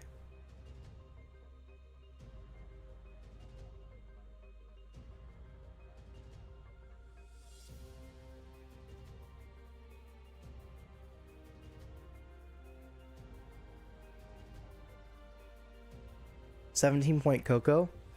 You might see it next DPL. Right, because DPL 8, we had it at 18, right? You see here? I guess here. Now you can see it. We had it at 18, and it was like pretty reasonably being drafted, right? It was like top 4, top 5 pick. Something like that, maybe 3rd. I think it was these 3 first every time. I don't remember. Not gonna check. But Koko was definitely up there. So we're like, oh, that's probably fine. But then DCL took it to another level. 2nd overall every time.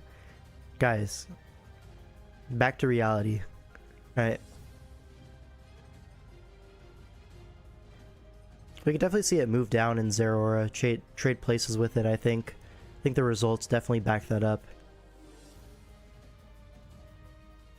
Anyways, that's gonna be all for me.